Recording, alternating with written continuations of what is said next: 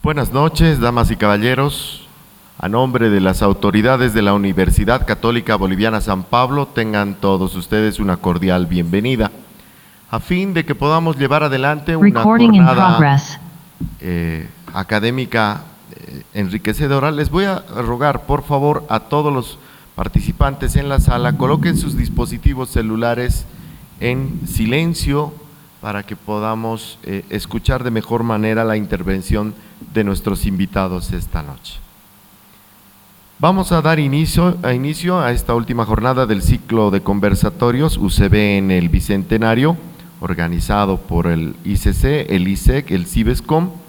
Esta noche la pregunta que nos reúne es ¿cómo retomar el diálogo colectivo en Bolivia? Un análisis de las narrativas de diferenciación e identificación en el país entre el 2015 y 2025. Me voy a permitir en primera instancia presentar a nuestros invitados. Tenemos acá en sala a nuestra invitada Ana Lucía Velasco, quien es politóloga de la Universidad Católica Boliviana con maestría en la Alice Salomon Hochschule de Berlín y la Ohio State University en los Estados Unidos de Norteamérica. Ella es especialista en el manejo de conflictos interculturales y en psicología política. Se desempeñó como docente e investigadora social por más de una década y fue responsable de la Biblioteca del Bicentenario de Bolivia. Es ex becaria de Fulbright y ex becaria de la Fundación Hans Schiedel. Fue coordinadora del proyecto Unámonos y actualmente trabaja en la Fundación Patiño en el área de educación, para quien también voy a pedir, por favor, una cordial bienvenida con un aplauso. Nos acompaña esta vez a través del internet el señor Carlos Macusaya Cruz. Él nació en la ciudad de El Alto, estudió comunicación social en la Universidad Mayor de San Andrés. Fue docente de la carrera de comunicación en la Universidad Pública de El Alto en la gestión 2024. Es autor de un par de libros, entre ellos Desde el sujeto racializado del año 2014 y Las batallas por la identidad del año 2019. Él nos acompaña también a través del internet, así que también voy a pedir para él un aplauso de bienvenida. Es también nuestra invitada Sayuri Loza. Ella está en este momento tratando de llegar a estas instalaciones, pero tenemos, como comprenderán, una situación muy particular, sobre todo en Sopocachi, por el problema de las elecciones y las habilitaciones. Sin embargo, tratará más adelante de unírsenos, ya sea vía virtual o acá en el salón. Sayuri Loza, historiadora del arte y la cultura asiáticos por la Ibaraki Women's Junior College, diseñadora de moda, artesana y bailarina de danza árabe y tribal fusion, intérprete de idiomas inglés, japonés, aymara y latín. Es también presentadora de radio y televisión y, como ella se denomina, leal yunku y amarraguatos del presidente Obaerin Martel, para quien también pido un fuerte aplauso. En primer lugar, voy a pedir que nos acompañe acá en el escenario, desde donde se encuentra, a la doctora Ana Guadalupe Pérez Cajías, quien es la coordinadora del Centro de Investigación de la carrera de Comunicación Social acá en la Universidad Católica Boliviana. Ella nos va a presentar una idea de cómo irá este conversatorio. Adelante, por favor. Bien, muchísimas gracias, estimado Fernando. Antes que nada quiero agradecer primeramente a la universidad por darnos la oportunidad de desarrollar este ciclo de conversatorios. Este es un aporte que estamos promoviendo desde la Universidad Católica Boliviana a la reflexión, al diálogo y ojalá la acción en relación a los 200 años de nuestra Bolivia. Y para ello también quiero saludar a la doctora Fernanda Vanderlei, directora del ISEC, que que ha sido una de las promotoras, la inicial además de este conversatorio, junto con la doctora Marcela Los Santos, directora del ICC, con quienes hemos ideado este ciclo de conversatorios. De hecho, los anteriores fueron organizados por estas instituciones en relación a las distintas áreas que se manejan, y hoy concluimos este ciclo de conversatorios con este fin precisamente de pensar Bolivia, de pensar desde distintos lugares las problemáticas sociales, culturales, políticas. También hemos visto las problemáticas económicas, ambientales, porque la problemática que hoy se plantea en el país tiene distintas aristas, distintos modos también de percibirlo, distintos actores, distintos niveles. Y con muchos de ustedes hemos venido comentando lo compleja de la situación actual de Bolivia, que se refleja en que hoy dos de los invitados que han confirmado de muy buena voluntad su participación en este conversatorio no puedan asistir precisamente presencialmente por temas vinculados a la coyuntura y a imposibilidades del tráfico y de las marchas y del tema de la gasolina y de una serie de elementos que se evidencian también lo compleja de la situación hoy para incluso poder realizar una actividad académica de este tipo. En ese sentido, agradezco muchísimo a todos los que sí han logrado llegar. Gracias por estar aquí. Tenemos un auditorio igual con estudiantes, con profesores, así que muchísimas gracias. Y por supuesto agradecer a Ana Velasco, que lo logró, a Sayuri Loza, que realmente esperamos que se pueda conectar en línea o poder llegar presencialmente, y a Carlos, que nos acompaña también vía Zoom. Es un gusto para mí presentarlos. Yo voy a hacer una muy breve introducción de este conversatorio y presentar también las preguntas claves que van a guiar esta discusión, esta conversación, para alentar precisamente los espacios de diálogo. El concepto fundamental de este conversatorio está centrado en esa palabra: cómo retomar el diálogo colectivo en Bolivia. Cuando hablamos de diálogo, hablamos de un proceso comunicacional, de interacción entre dos o más personas que están situadas en condiciones equitativas para poder expresar sus opiniones, para poder ser escuchados y para que también aquello que ellos expresan puedan ser considerado de la misma manera que sus otras partes interlocutoras. Cuando hablamos del diálogo, hablamos de una posición horizontal de los actores entre los cuales se está generando ese proceso interaccional, y de esa manera poder producir lo que Jürgen Habermas ya nos advertía desde la historia crítica de la opinión pública, que es la producción del entendimiento, la construcción del entendimiento. El entendimiento implica la posibilidad de construir una red de significados y de sentidos que se producen a partir de la intervención precisamente de los distintos actores, donde el lenguaje nos permite no solamente expresar significados, expresar sentidos, expresar pareceres, sino también construir realidades a partir del potencial que tiene el lenguaje, no solamente para representar la realidad, sino para crearla, para reconfigurarla. Y en ese sentido el diálogo es fundamental, no solamente porque nos permite conversar e intercambiar criterios y significados, sino también repensar significados que se han venido reproduciendo y al mismo tiempo alentar la posibilidad de crear nuevos significados y nuevos sentidos. De esa manera empezamos a pensar cómo imaginamos una Bolivia como un proyecto colectivo, cómo imaginamos Bolivia como un proyecto país. Bolivia nació hace 200 años como una república con distintas características, entre ellas la amplia diversidad de sus habitantes, una virtud que de ser trabajada podría potenciar el desarrollo del país.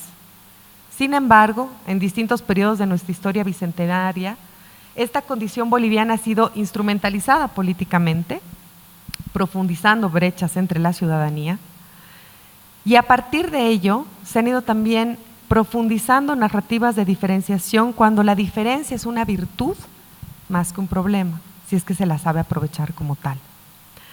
En ese sentido hemos podido evidenciar que si bien hay condiciones de diferenciación que han surgido desde hace 200 años, también hemos sido protagonistas de una historia de narrativas que ha ido profundizando las diferencias entre los bolivianos de una manera acelerada e intensiva, probablemente en los últimos 25 años y con un énfasis particular, más aún en los últimos 10. En la última década hemos visto que ser del campo y de la ciudad se ha profundizado como una diferencia y hasta un enfrentamiento. Ser indígena o mestizo o no indígena han sido categorías que se han empezado a considerar no como complementarias y como parte de un proyecto nacional y de un proyecto país, sino más bien como categorías de diferenciación que posicionan a unos por sobre encima de otros. Al mismo tiempo, el oriente y el occidente del país, así como el norte y el sur, que son parte de la diversidad y de la riqueza del país en términos ambientales, sociales, culturales, han sido también expresados, y sobre todo en relación al occidente y al oriente, como dos Bolivias diferentes. Y se han empezado a configurar a partir de ello dos proyectos de país, si es que no muchos más. A partir de ello, esta charla pretende analizar algunas narrativas de diferenciación que han alentado las distancias entre bolivianos al punto de llegar a un tema que aquí bien lo conoce Ana Velasco, la polarización. Una polarización que hemos visto evidenciada en los conflictos del 2019 y también lo hemos visto evidenciada posteriormente en el 2020, en el año de la pandemia, cuando recordarán algunos de ustedes que se expresaron en pleno contexto de emergencia sanitaria, también enfrentamientos entre bolivianos y bolivianas, precisamente a partir de estas disputas que no se han logrado reconciliar y que más al contrario se han profundizado en la última década. A partir de ello, queremos profundizar en el análisis de estas narrativas para pensar, y este es el reto de este conversatorio, que podamos salir con algunas ideas, con algunas luces de cómo pensar un nosotros, cómo pensar aquello que Jesús Martín Barbero decía en el caso colombiano, un proyecto país. Cómo trabajar un proyecto colectivo, cómo en términos de Benedict Anderson construir esa comunidad imaginada de un país diverso, ricamente diverso, pero con un objetivo colectivo común. A partir de ello, proponemos que este diálogo permita pensar en un colectivo boliviano que respete y se nutra de la diferencia y al mismo tiempo cuente con propósitos comunes y articulaciones claves que permitan el beneficio de todos los bolivianos y bolivianas. Desde ese lugar, este diálogo inicia con la pregunta general: ¿cómo retomar el diálogo colectivo en Bolivia para trazar un proyecto país?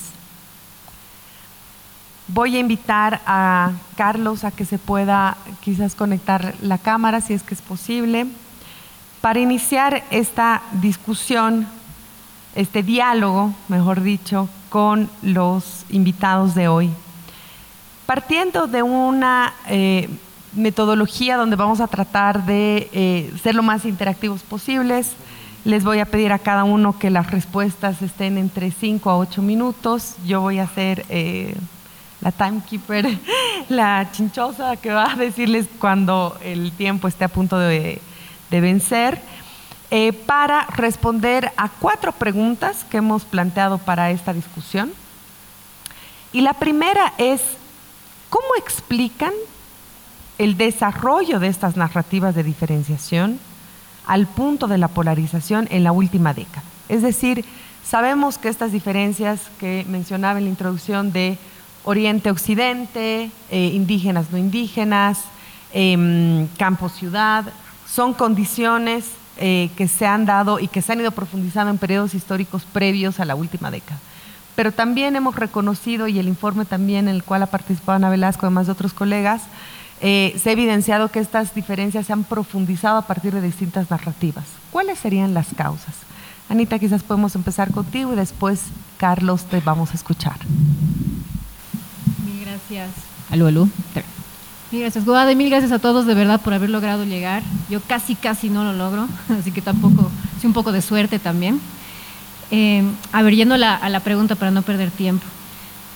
Hace un rato, Guada, hablabas de cómo concibimos el diálogo como esta relación horizontal, y es cierto, pero la verdad es que el ser humano no es un animal horizontal, no tendemos a la horizontalidad. De hecho, es algo que tenemos que entrenarnos para que funcione así nuestro cerebro, no se nos da de forma natural.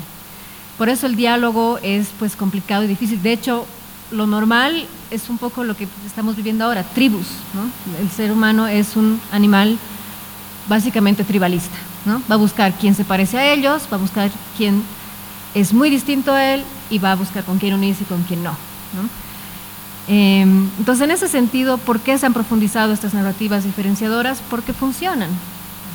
Funcionan porque así funciona nuestro cerebro y por ende funcionan para ganar elecciones, funcionan para conseguir likes, funcionan para vender cosas, funcionan en general en nuestra sociedad porque nuestro cerebro funciona así. Para mí, entender que el ser humano es, de hecho, esencialmente tribalista, esencialmente vertical, y que todo este otro mundo que nos hemos imaginado, más horizontal, tolerante a la diferencia, es algo que nos la tenemos que ganar, tenemos que elaborar para conseguir esa sociedad, no cae del cielo, ¿no? Entonces, por un lado, estas narrativas diferenciadoras existen porque funcionan, pero sí hay una cosa clave de los últimos 10 años.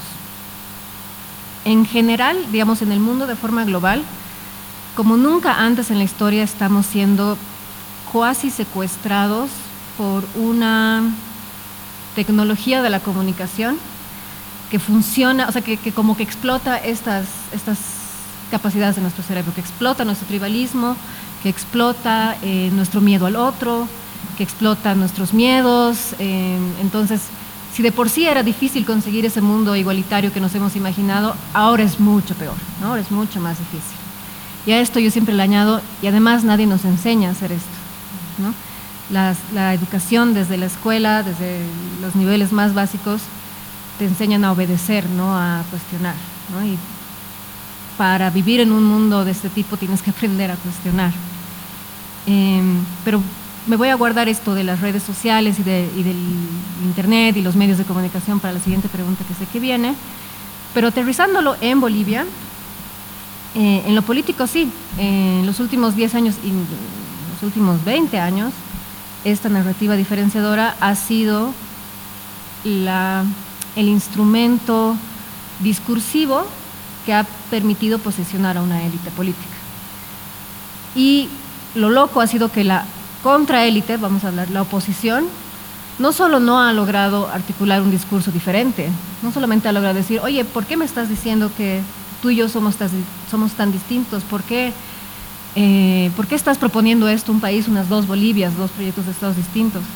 Han pisado el palito, por decirlo así, y se han metido al juego, ¿no? De, tú eres distinto, no, tú eres más distinto, no, pero tú no me quieres, no, tú me quieres menos, digamos, ¿no? Entonces, en vez de realmente proponerle algo distinto al país, han agrandado el problema.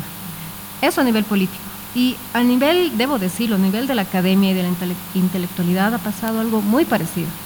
Sí hay algunas voces críticas, hay algunas voces que intentan salir un poco de este binarismo, pero en general lo que creo que ha pasado es que no hemos sido muy conscientes de este efecto, de este backfire effect, ¿no? De este efecto boomerang.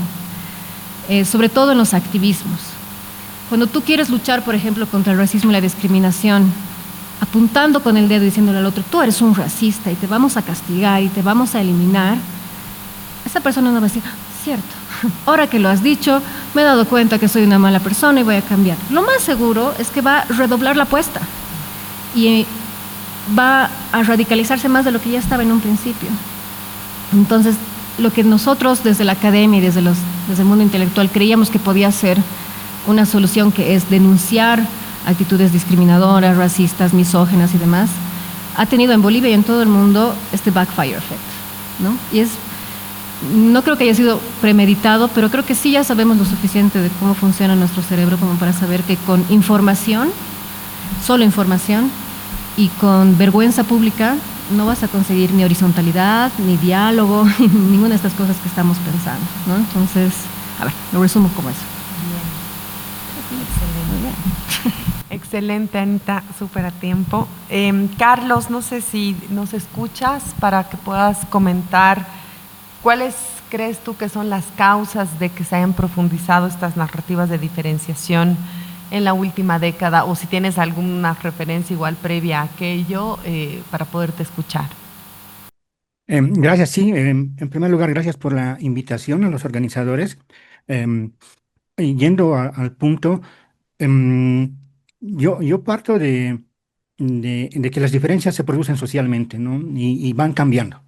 No es lo mismo pensar lo que somos los bolivianos, su composición social en estos últimos 20 años o lo que fue en el centenario, digamos en 1925. Son países distintos y las diferencias que podrían caracterizar a los distintos grupos que componían el país también han variado.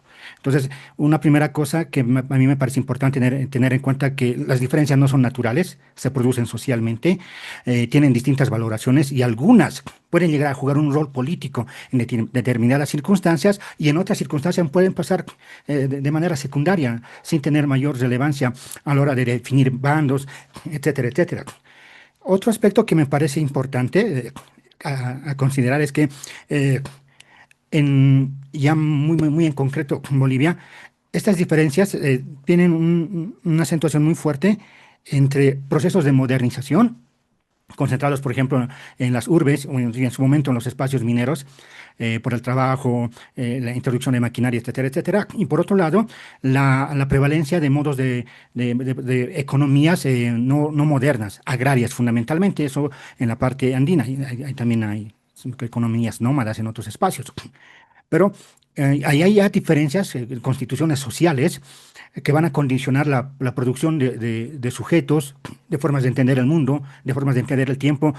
Piensen, por ejemplo, que los mineros, primero, la gente bueno, en el lenguaje de la época, ya pensemos en la primera mitad del siglo XX, los indios que iban trabajando en la mina tenían que disciplinar su forma de entender el tiempo, ¿no? De las sociedades agrarias cíclicas, tenían que pasar un tiempo lineal en el trabajo de la mina. Y eso es un cambio brusco. Entonces, lo que quiero hacer notar en eso es que hay procesos históricos que se juegan en estas diferencias que hoy día podemos ver, por ejemplo, ¿no? Eh, en los procesos de modernización, frente es algo muy torpe de decirlo, no, que están conjugados con procesos de vida agrarios. Y no me refiero simplemente a la diferencia campo-ciudad, ¿no? Muchos aspectos de la vida urbana, por las migraciones del campo a la ciudad, por la velocidad de estas migraciones, por la forma de enfrentar, por ejemplo, la dejadez del Estado, ha implicado que se reproduzcan en el área urbana formas de vida agrarias. Desde luego no son una calca de lo que es en el área rural, ¿no? Sino que son estrategias de sobrevivencia, por ejemplo, para tener acceso a agua, a luz, la seguridad en el barrio, etcétera, etcétera. Las formas de socialización del área rural, donde la individualidad es mínima, se han reproducido de alguna manera en los espacios urbanos. Entonces ahí convive modernidad y modos de vida no modernos y ahí hay tensiones. El propio asumir ese tipo de vida es complicado. No solo pasa aquí, en Mongolia, por ejemplo, que es un país con muy pequeña población, pero muchos son nómadas.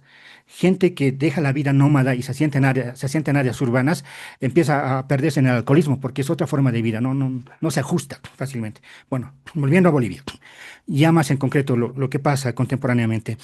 Yo creo que en el último tiempo, en este procesos de diferenciación históricos, esos antecedentes, formas de organización, se ha expresado políticamente en el movimiento al socialismo, una carga histórica.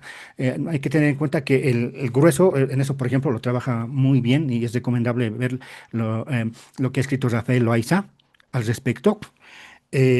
Cómo el electorado del MAS es principalmente del área rural, o el voto de opositores principalmente del área urbana. Es decir, en el área urbana donde los procesos de individualización son ya en muchos espacios consolidados plenamente, y en el área rural donde, si bien hay un proceso de individualización que va acelerándose, igual convive, se articula con formas de articulación agrarias. El electorado del MAS tiene esa base social frente a la oposición que tiene otra base social, otra forma de socialización. Más plenamente moderna. Entonces, yo creo que una primera cosa que hay que tener en cuenta es que ahí hay una disputa, pero sería también engañoso creer que simplemente se reduce a eso. De hecho, es llamativo, por ejemplo, que actualmente, cuando se habla de esta dicotomía en la polarización, cambas, collas, indios, aras, masistas, pititas, o los de Occidente, los de Oriente, eh, muchas veces esa esquematización deja de lado muchos matices que pueden incluso volcar una manera de entender la realidad. Se ha caracterizado, por ejemplo, con esa polarización que los procapitalistas, en el sentido de modernizar el país, dejar ciertas taras en el pasado, serían, digamos, los opositores. Y los socialistas serían quienes apoyan al MAS. Pero hay que ver que los bastiones electorales del MAS han sido el Chapare, en primer lugar, y el Alto, y donde el capitalismo funciona plenamente, ¿no? Entonces, por ejemplo, en esa dicotomía que mencionaba, capitalistas versus anticapitalistas, uno no entiende fácilmente entonces por qué el electorado del MAS es tan fuerte en el Chapare y en la Ciudad del Alto. No alcanza. Quiero decir con esto que esta manera un poco, estos antecedentes históricos, si bien son válidos, ¿no?, las formas de organización agraria y demás, frente a la modernización, no necesariamente es útil eso traspolarlo a identidades políticas. Entonces, los indígenas querrían, por ejemplo, es la retórica que hemos ido teniendo en los últimos años, ¿no?, construir una sociedad comunitaria por el vivir bien, etcétera, etcétera. En el Chapare noten que eso no les interesa. En la Ciudad del Alto no hay protestas por el vivir bien, nunca han hecho un bloqueo por el vivir bien, por el Sumacamaña. No, eso no ha sucedido. Entonces, mucho de esta polarización lo que va a generar es una especie de bloqueo cognitivo. No, se va a perder de vista esos matices que hay inclusive en los grupos opuestos, porque hay otro aspecto que hay que tener en cuenta. En esta polarización lo que se juega además es la reconfiguración de las élites en el país. Bolivia ha cambiado eso bastante en la historia, no tiene élites estables, a diferencia de Perú, por ejemplo, ¿no? Nace el poder en Bolivia, nace, por ejemplo, asentado en el sur, entre Potosí y Chuquisaca, se da la guerra federal, hay una reconfiguración territorial inclusive de la política, en 1952 se da otra reconfiguración y actualmente tenemos una disputa. El poder económico evidentemente está en Santa Cruz. Bueno, las cooperativas mineras también tienen su peso en este lado con la explotación de minerales, pero hay una reconfiguración de élites. Es en esa reconfiguración que se dan estas disputas y estos discursos permiten articular base social en una disputa en la reconfiguración de poder. Y bueno, como digo, lamentablemente ese tipo de disputa se simplifica cómo está constituido el país en la fusión de generar adhesiones. Yo veo que en el último tiempo, por ejemplo, lo que va a marcar la polarización va a ser una nueva manera de identificar a la oposición es pititas, que tiene que ver con el referéndum del 2016, las movilizaciones que se van a hacer posteriormente, hasta la caída de Evo Morales. Se va a constituir una identidad política de los no masistas como negación al MAS. Pero de todas maneras entra en esta confrontación que se acomoda a indios, caras, Oriente, Occidente, etcétera, etcétera. Entonces, los últimos años se ha tomado mayor cuerpo, mayor visibilidad, una identidad política en confrontación al MAS. Y entra en este esquema, lamentablemente, que hasta el día de hoy pervive y que de alguna manera nubla a la hora de entender las diferencias en los propios bloques confrontados. Eso en términos generales podría decir. Excelente, muchas gracias, Carlos.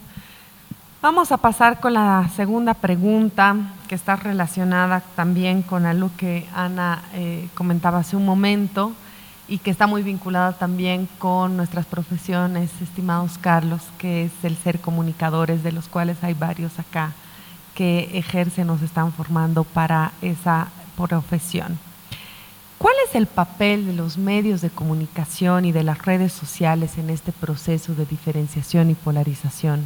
Anita, empezamos contigo.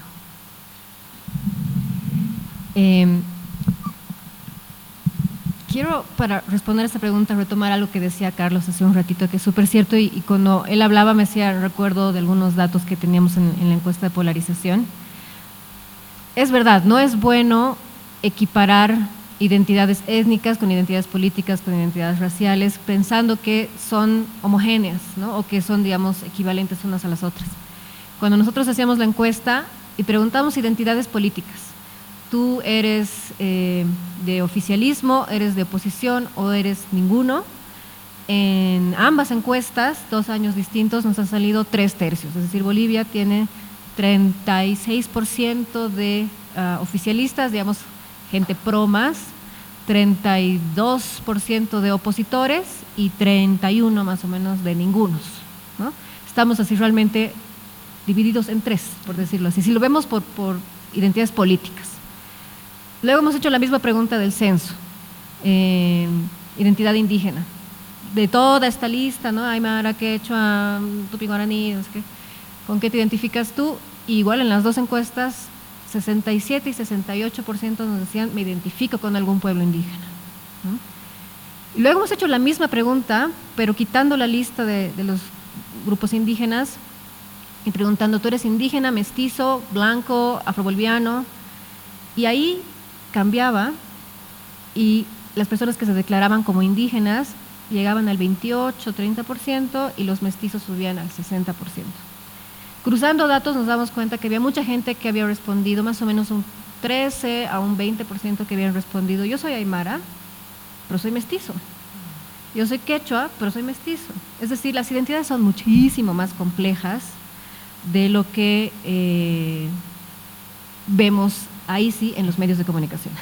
Lo que hacen los medios de comunicación es simplificarte una realidad que es verdad que es compleja y es difícil y es incoherente, lo pongo entre comillas porque nadie tiene la obligación de ser coherente, creo yo, porque las identidades son precisamente humanas, complejas, ¿no? Los medios de comunicación lo hacían ya, pero con redes sociales esto es mucho más guaso. Quería buscar una palabra más académica, pero no se me ocurre. Hay este sesgo de la confirmación, ¿no? Es como se sabe lo que quieren escuchar las personas, entonces yo, medio de comunicación, tomo esa narrativa y se la devuelvo, ¿no? Varias veces cuando yo hablaba con periodistas, medios de comunicación y les mostraba los datos de polarización, me decían, te entiendo, tienes toda la razón, pero es que si yo no hago eso, me despiden. Digamos, si yo empiezo a, como tú me dices, a complejizar más las cosas y a no mostrar tanto al otro como el bueno y este como el malo y no sé qué, me quedo sin pega, digamos, ¿no? Suena muy lindo y tienes razón, pero ni modo, así funcionan las cosas, ¿no? Y lo que nosotros hemos encontrado en esta encuesta de polarización es que en verdad, lo que me hacía recuerdo lo que tú decías al principio, las personas que creen que Bolivia está dividida en dos, que somos muy distintos, que esas diferencias no se pueden superar, son una minoría. No pasan del 20 al 25%. La gran mayoría de los bolivianos, en la encuesta que hicimos consistentemente en ambas, 82 y 83% de los bolivianos decían, yo soy primero boliviano antes que aymara. Yo soy primero boliviano antes que camba. Yo soy primero boliviano, o sea, todas mis otras identidades las amo, las aprecio, pero primero soy boliviano. 8% me acuerdo que ponía primero a su región antes que al país, que te decía yo primero soy camba, primero soy colla, primero soy chapareño, no sé, antes que boliviano. Y 6% ponía a su etnicidad primero antes que a la identidad boliviana, ¿no? Te decía primero soy aymara y después soy boliviano, primero soy quechua y después soy boliviano. Entonces, lo que nosotros en verdad nos dábamos cuenta es que la polarización en Bolivia es el secuestro de mayorías autosilenciadas que han decidido no hablar por una minoría ruidosa, ¿no? Y digo ruidosa porque quien les da ese ruido son los medios de comunicación y las redes sociales, ¿no? Y ahí va tal vez la respuesta que quería dar.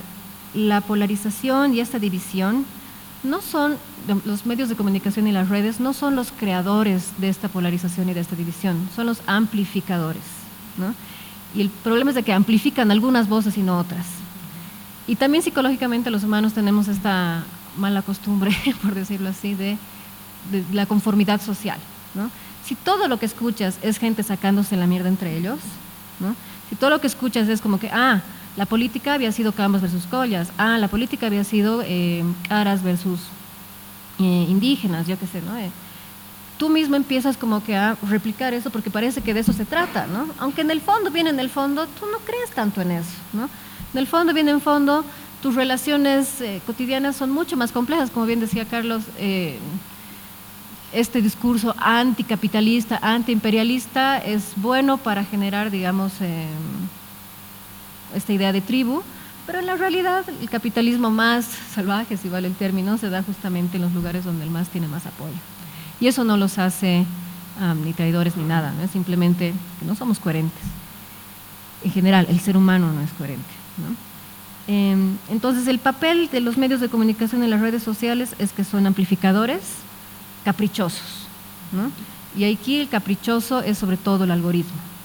Y el algoritmo, digamos, los medios de comunicación ya eran caprichosos, pero eran un poco más, eran menos eficientes, porque claro, eran humanos, ¿no? Veían así como qué discurso funcionaba, qué discurso no, pero el algoritmo puede descubrirte, entenderte mejor, más rápido que los medios de comunicación tradicionales, ¿no? Entonces, si tú has visto un video y te has quedado así 3 minutos, has visto miles de veces el mismo video de alguna confrontación, digamos, racial, étnica, han gasificado y te quedas, qué grave, digamos, el algoritmo dice, este le gusta ver conflictos, entonces te va a mostrar otro y te va a mostrar otro y tú vas a decir, wow, Bolivia está de cabeza, digamos, ¿no?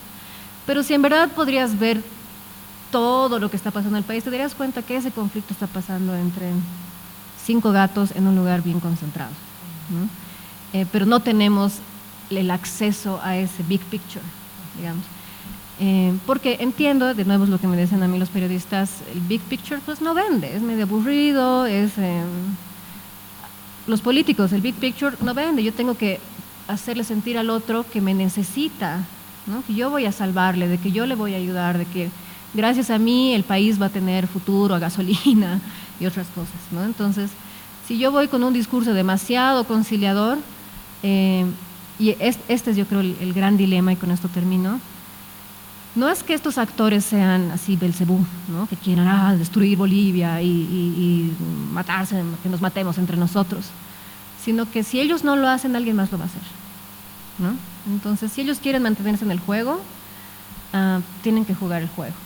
Y ahí un poco es una lógica medio maquiavélica, ¿no? El fin justifica los medios, me saco la mugre, pero luego cuando ya sea presidente, o cuando ya sea alcalde, o cuando ya llegue al cargo, ahí voy a hacer bien las cosas, que obviamente es así como, ya no voy a chupar, digamos. Escarmientas 2 fines de semana y luego vuelves, porque ese es el juego, de eso se trata, ¿no? Lastimosamente terminan quemando los puentes que luego van a necesitar para hacer las promesas que hicieron en el momento que quemaban los puentes. Eso. Bueno, creo que muchos elementos para que tomen nota estudiantes de comunicación y quienes ejercen también la profesión. Carlos, la pregunta entonces igual para ti, ¿cuál crees que es el rol de los medios de comunicación y de las redes sociales en todo este proceso de diferenciación e incluso polarización? Mira, yo pienso que son actores en este proceso, ¿no? Para un lado o para el otro. Algunos ya por convicción, otros simplemente porque eso vende, entonces tienes que, que ganar dinero. Pero yo creo que hay que hacer una diferenciación importante con cómo van pesando estos medios y las redes. Una comparación. Em, el año 2003 yo estaba en las movilizaciones. Y, por ejemplo, las protestas que se hacían tenían poca cobertura en los medios de comunicación, salvo para mostrar que eran problemáticas, no tanto las demandas. Pero lo interesante era que se generaban otros canales. Yo participaba mucho en los debates que se daban en vía pública, en la Plaza de los Héroes y en la Ceja del Alto, y mucha información que no salía en los medios de comunicación, fotocopias, documentos sobre precios del gas, etcétera, circulaban entre gente que viajaba a pueblos y se replicaban esos espacios como lo que hacían en la Plaza de los Héroes o en la Ceja, en las ferias de los pueblos. Quiero hacer notar eso porque no necesariamente lo que hacen los medios de comunicación nos va a mostrar cómo está circulando la información. Pueden generarse otros canales y eso pasaba, por ejemplo, en el año 2003 y el año 2005 había, ante una cierta línea mediática, había otras formas en que la información circulaba. Una cosa curiosa, además, a modo de pie de página, es cómo funcionaban los medios en ese tiempo. Yo recuerdo cuando Evo Morales era candidato a la presidencia, había como una línea general en la mayoría de los medios de comunicación de presentarlo como el gran responsable de los bloqueos, de las marchas, como de lo que se habían dado anteriormente, desde el 2000, la guerra del agua, los bloqueos de la CSUCB, la guerra del gas, etcétera, etcétera, siendo que el papel de Evo Morales fue secundario en esas movilizaciones. ¿Por qué lo mencionan? Porque sí fueron importantes los medios, me parece, en construir la idea de que fue un gran líder en esas movilizaciones, Evo Morales, pero lo hacían en sentido negativo, ¿no? Evo Morales fue el responsable, le achacaban eso en la idea de que podían restarle votación, pero salió al revés. Entonces, sí tienen un papel los medios de comunicación y a veces no les funciona. En el 2005 no les funcionó. Sin pretenderlo, hicieron campaña por Evo Morales presentándolo como la gran figura de esas movilizaciones y no lo fue. Eso como anécdota de cosas que recuerdo. En segundo lugar, sobre las redes. Contemporáneamente ya no funcionan del mismo modo. Digo que los medios de comunicación, porque ahora tienen la posibilidad de otras personas que por distintas circunstancias no podrían estar en los medios y ahora pueden dar su opinión, tienen una llegada. Esto se ve en los influencers, por ejemplo, ¿no? Hace ya 2, 3 años conocida Albertina, luego salieron otros TikTokers, por ejemplo. Pero lo que yo, eso estoy muy de acuerdo con lo que decía la anterior participante, es que lo que uno va consumiendo, en la medida que somos más estudiados por el algoritmo, se generan burbujas, ¿no? Entonces consumimos, más o menos nos dan el menú que nos ofrece las redes en Facebook, en TikTok principalmente, es algo que sea afines a nuestros gustos y entonces terminamos ratificándonos y por lo tanto lo que pensamos se convierte en una verdad absoluta porque vemos contenido similar y eso se ratifica. En ese sentido, las redes generan una especie de burbujas donde las personas más bien ratifican sus creencias. Y en el caso más concreto en el que estamos abordando de la polarización, entonces los grupos polarizados pues, se ven a sí mismos ratificados y con mayor convicción para seguir en esa perspectiva. Y en la duda sobre lo que tú crees es algo mínimo o más bien es respondido con el, bueno, antes ya no se usa ese término, yo a veces digo la guayqueada digital, ¿no? Es digitalmente varios te agreden porque estás diciendo una cosa distinta. Entonces mucha gente prefiere callarse para no exponerse a ese tipo de agresiones en redes sociales. Entonces, un poco cómo van funcionando las redes sociales, hay una especie de disciplinamiento de las opiniones divergentes de ambos bandos. ¿No? De los confrontados. Algunos tendrán mayor capacidad, etcétera, etcétera, pero hay ese tipo de ejercicio. Y lo que va generando es que muchos sectores prefieran silenciar su opinión, que puede ser muy matizada respecto a los dos polos confrontados. Yo creo que en ese sentido los medios de comunicación más bien alimentan el silenciamiento de otras posturas. No, y otras formas de entender la realidad. Y no necesariamente porque sean distintos a estos bloques opuestos, porque en estos mismos bloques opuestos hay distintas posturas, no necesariamente las que tienen mayor llegada en los medios de comunicación, las que tienen espacios, las que tienen un mejor manejo en redes, no necesariamente esas son las únicas posturas que existen en estos bloques confrontados, ¿no? El hecho de que hoy día, por ejemplo, el MAS esté dividido ya nos muestra, hay distintas posturas en el MAS. No es un grupo homogéneo. Y en esos otros 3 bloques que hoy día podemos identificar, hay otros bloques, pero los podemos identificar precisamente por esta situación. En otra situación tal vez no hubiera sido posible. Y lamentablemente los medios de comunicación, y en eso también estoy de acuerdo, no es que se inventen el problema, pero sacan provecho y los grupos confrontados usan los medios a su alcance para alimentar esa población y resguardar su electorado, los grupos afines que les permiten tener fuerza para, en su aspiración, vencer al otro. Lamentablemente, se juega eso y no se ve que esto vaya a cambiar, por lo menos en el mediano plazo.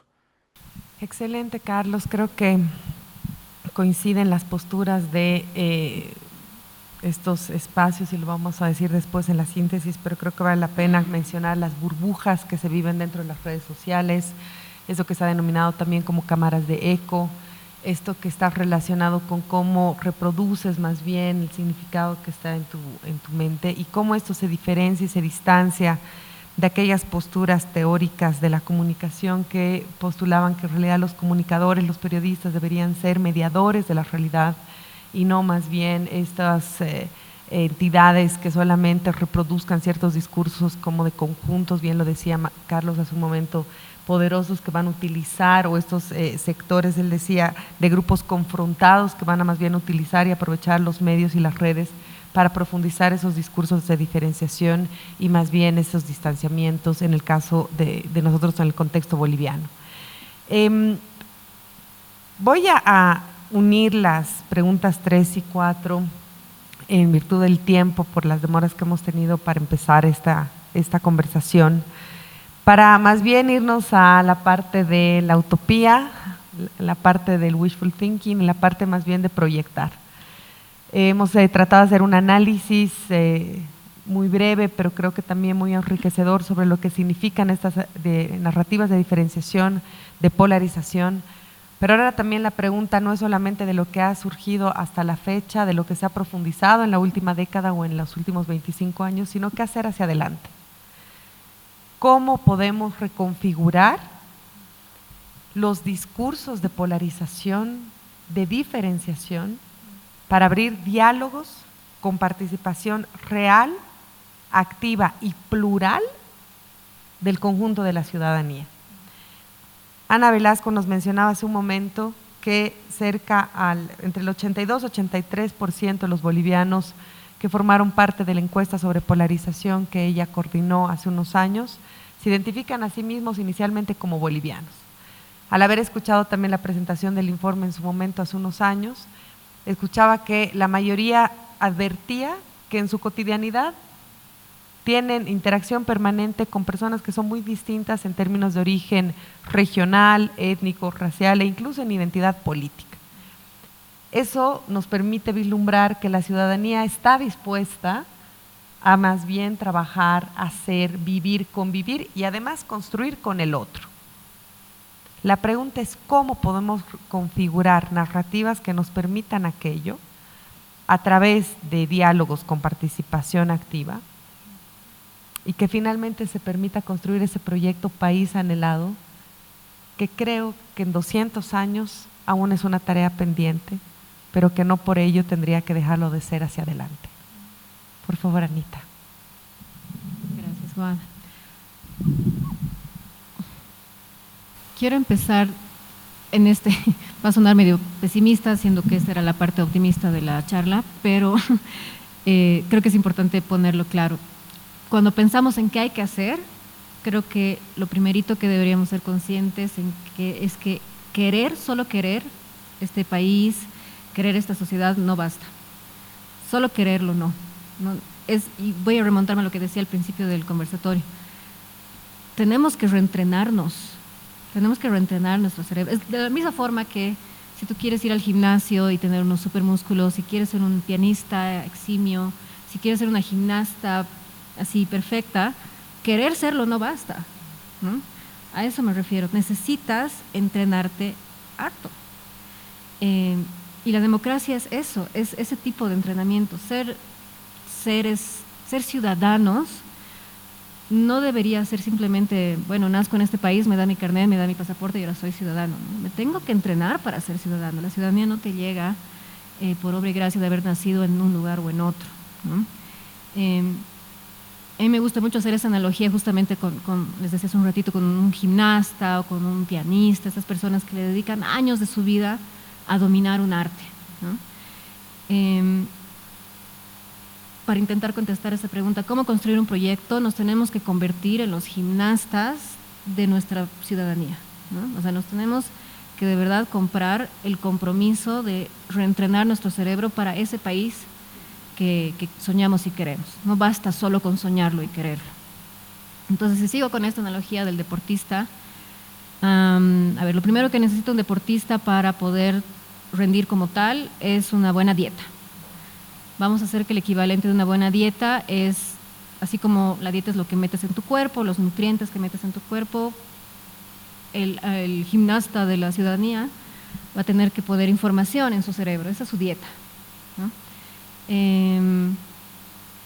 Lo que consumimos todos los días en los medios de comunicación, lo que hablamos en el minibús con las personas, lo que compartimos, las conversaciones diarias, esa es la dieta que con la que nos estamos alimentando, ¿no?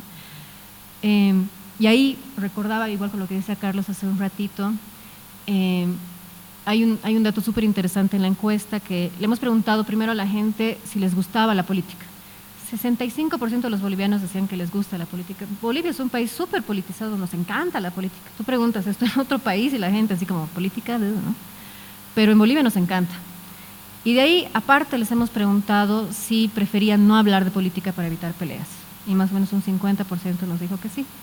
Juntando esos dos datos, esas dos variables, nos salía que 52% de la gente le gusta la política, pero prefiere no hablar de ella, ¿no? Entonces, Carlos hace un rato hablaba de un disciplinamiento, sí, pero también creo que hay harto de un autodisciplinamiento. Yo mismo me censuro y en lo personal creo que es un acto de amor hacia el otro, ¿no? Porque es como, te quiero tanto que no voy a hablar otra vez de fraude y golpe contigo porque ya no me quiero pelear, digamos, ¿no? Estamos cuidando nuestros vínculos, que es lo único que nos queda, es lo más fuerte que nos queda.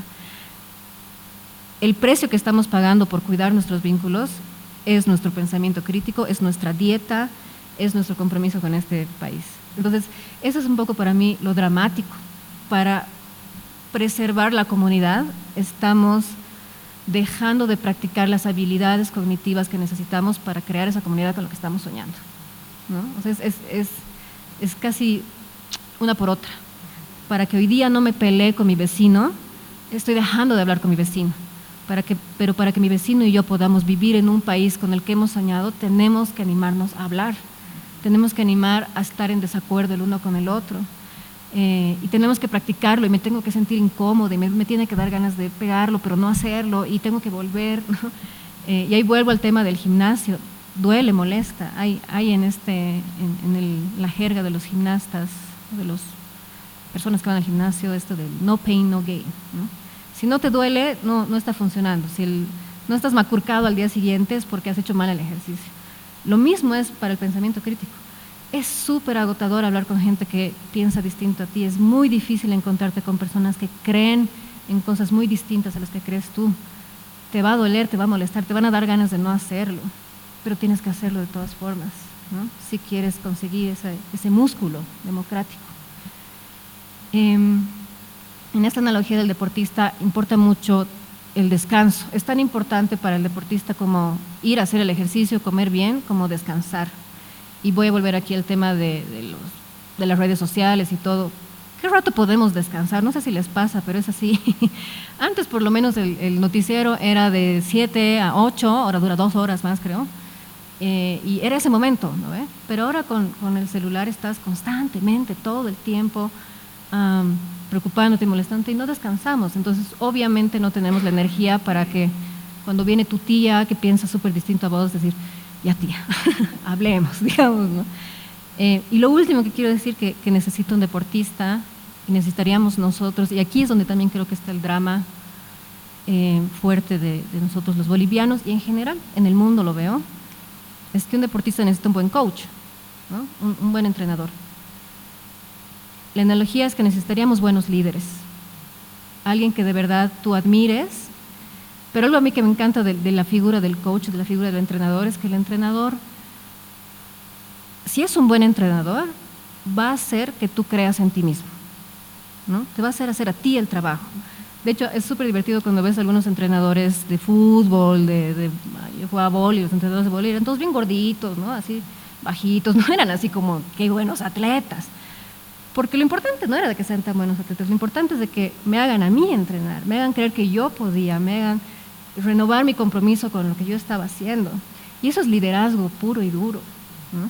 Y nosotros estamos buscando más bien en nuestros líderes a Hércules, digamos, ¿no? O sea, como alguien que, no, si yo quiero ver eso en mi país, el líder tiene que ser así. Y obviamente los estamos idealizando de una manera en la que ellos jamás van a poder aspirar a ser, ¿no? Por eso nosotros usábamos harto esta frase, y con eso ya termino mi intervención. Es de un poema que se escribió sobre las mujeres sudafricanas cuando cayó el apartheid, que decía, nosotras somos a quienes estamos esperando, ¿no?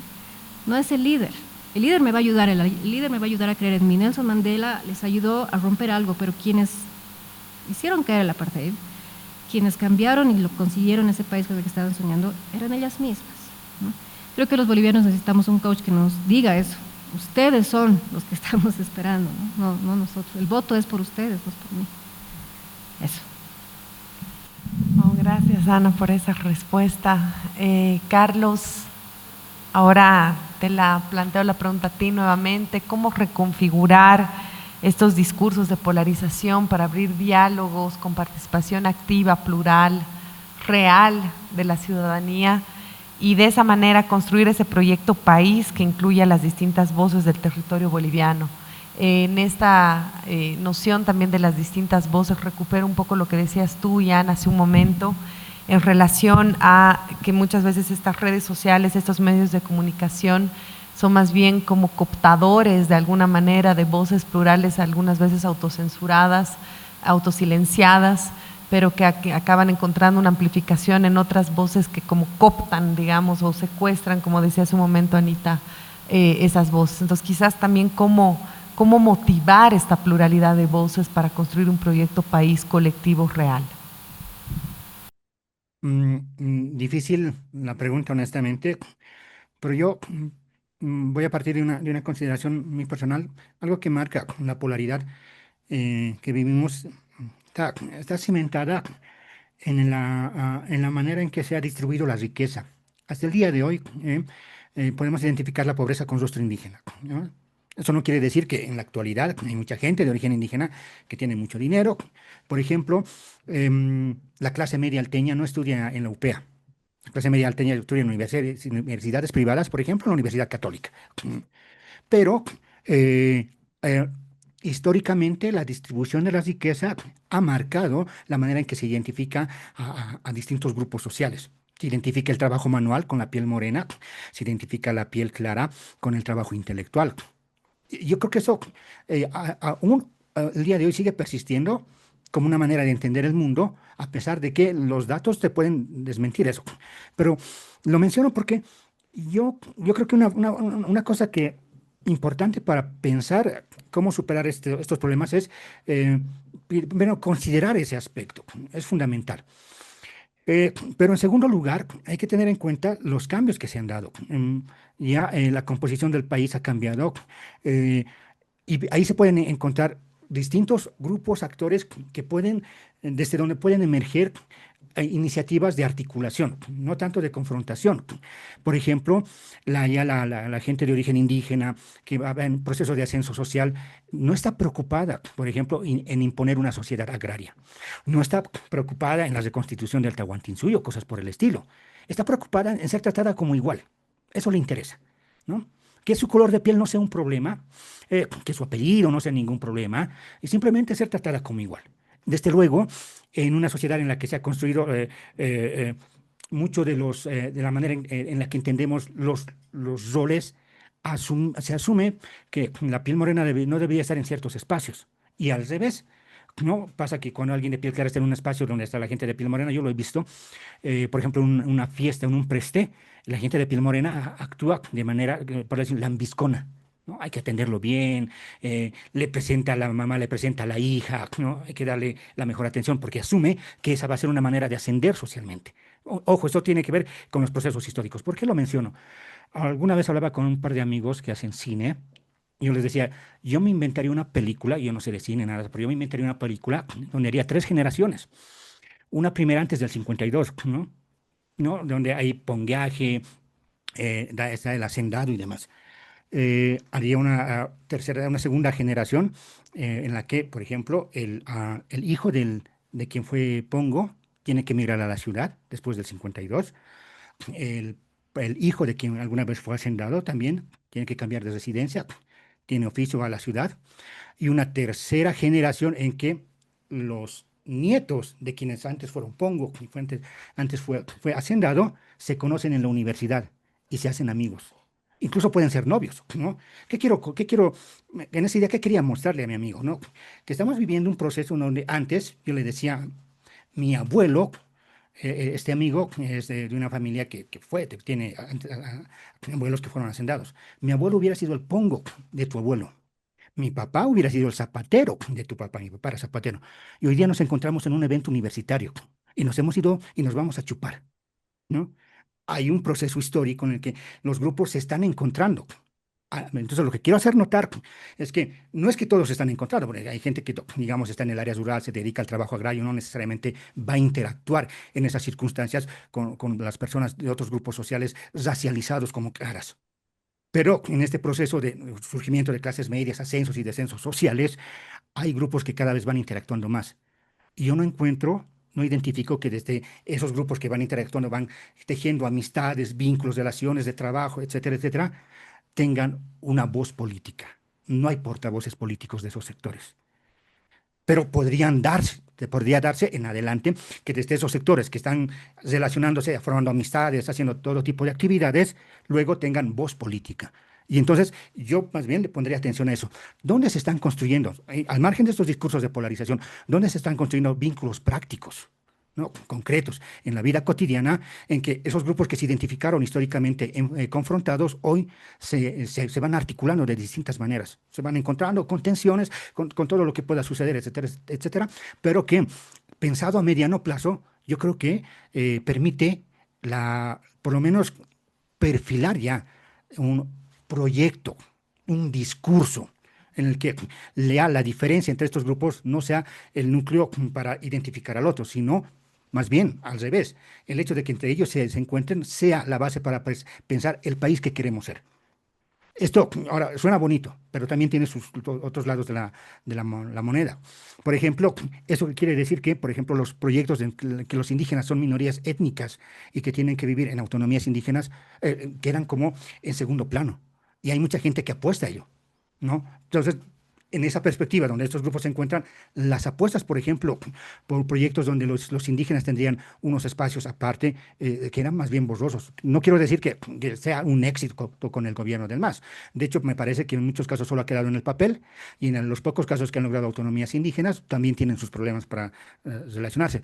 En síntesis, lo que puedo decir, que lo que se puede hablar de una especie de construcción de una comunidad imaginada, se está dando precisamente entre esta interacción en este ascenso social de grupos de origen indígena que van ocupando otros espacios y van interactuando con los otros.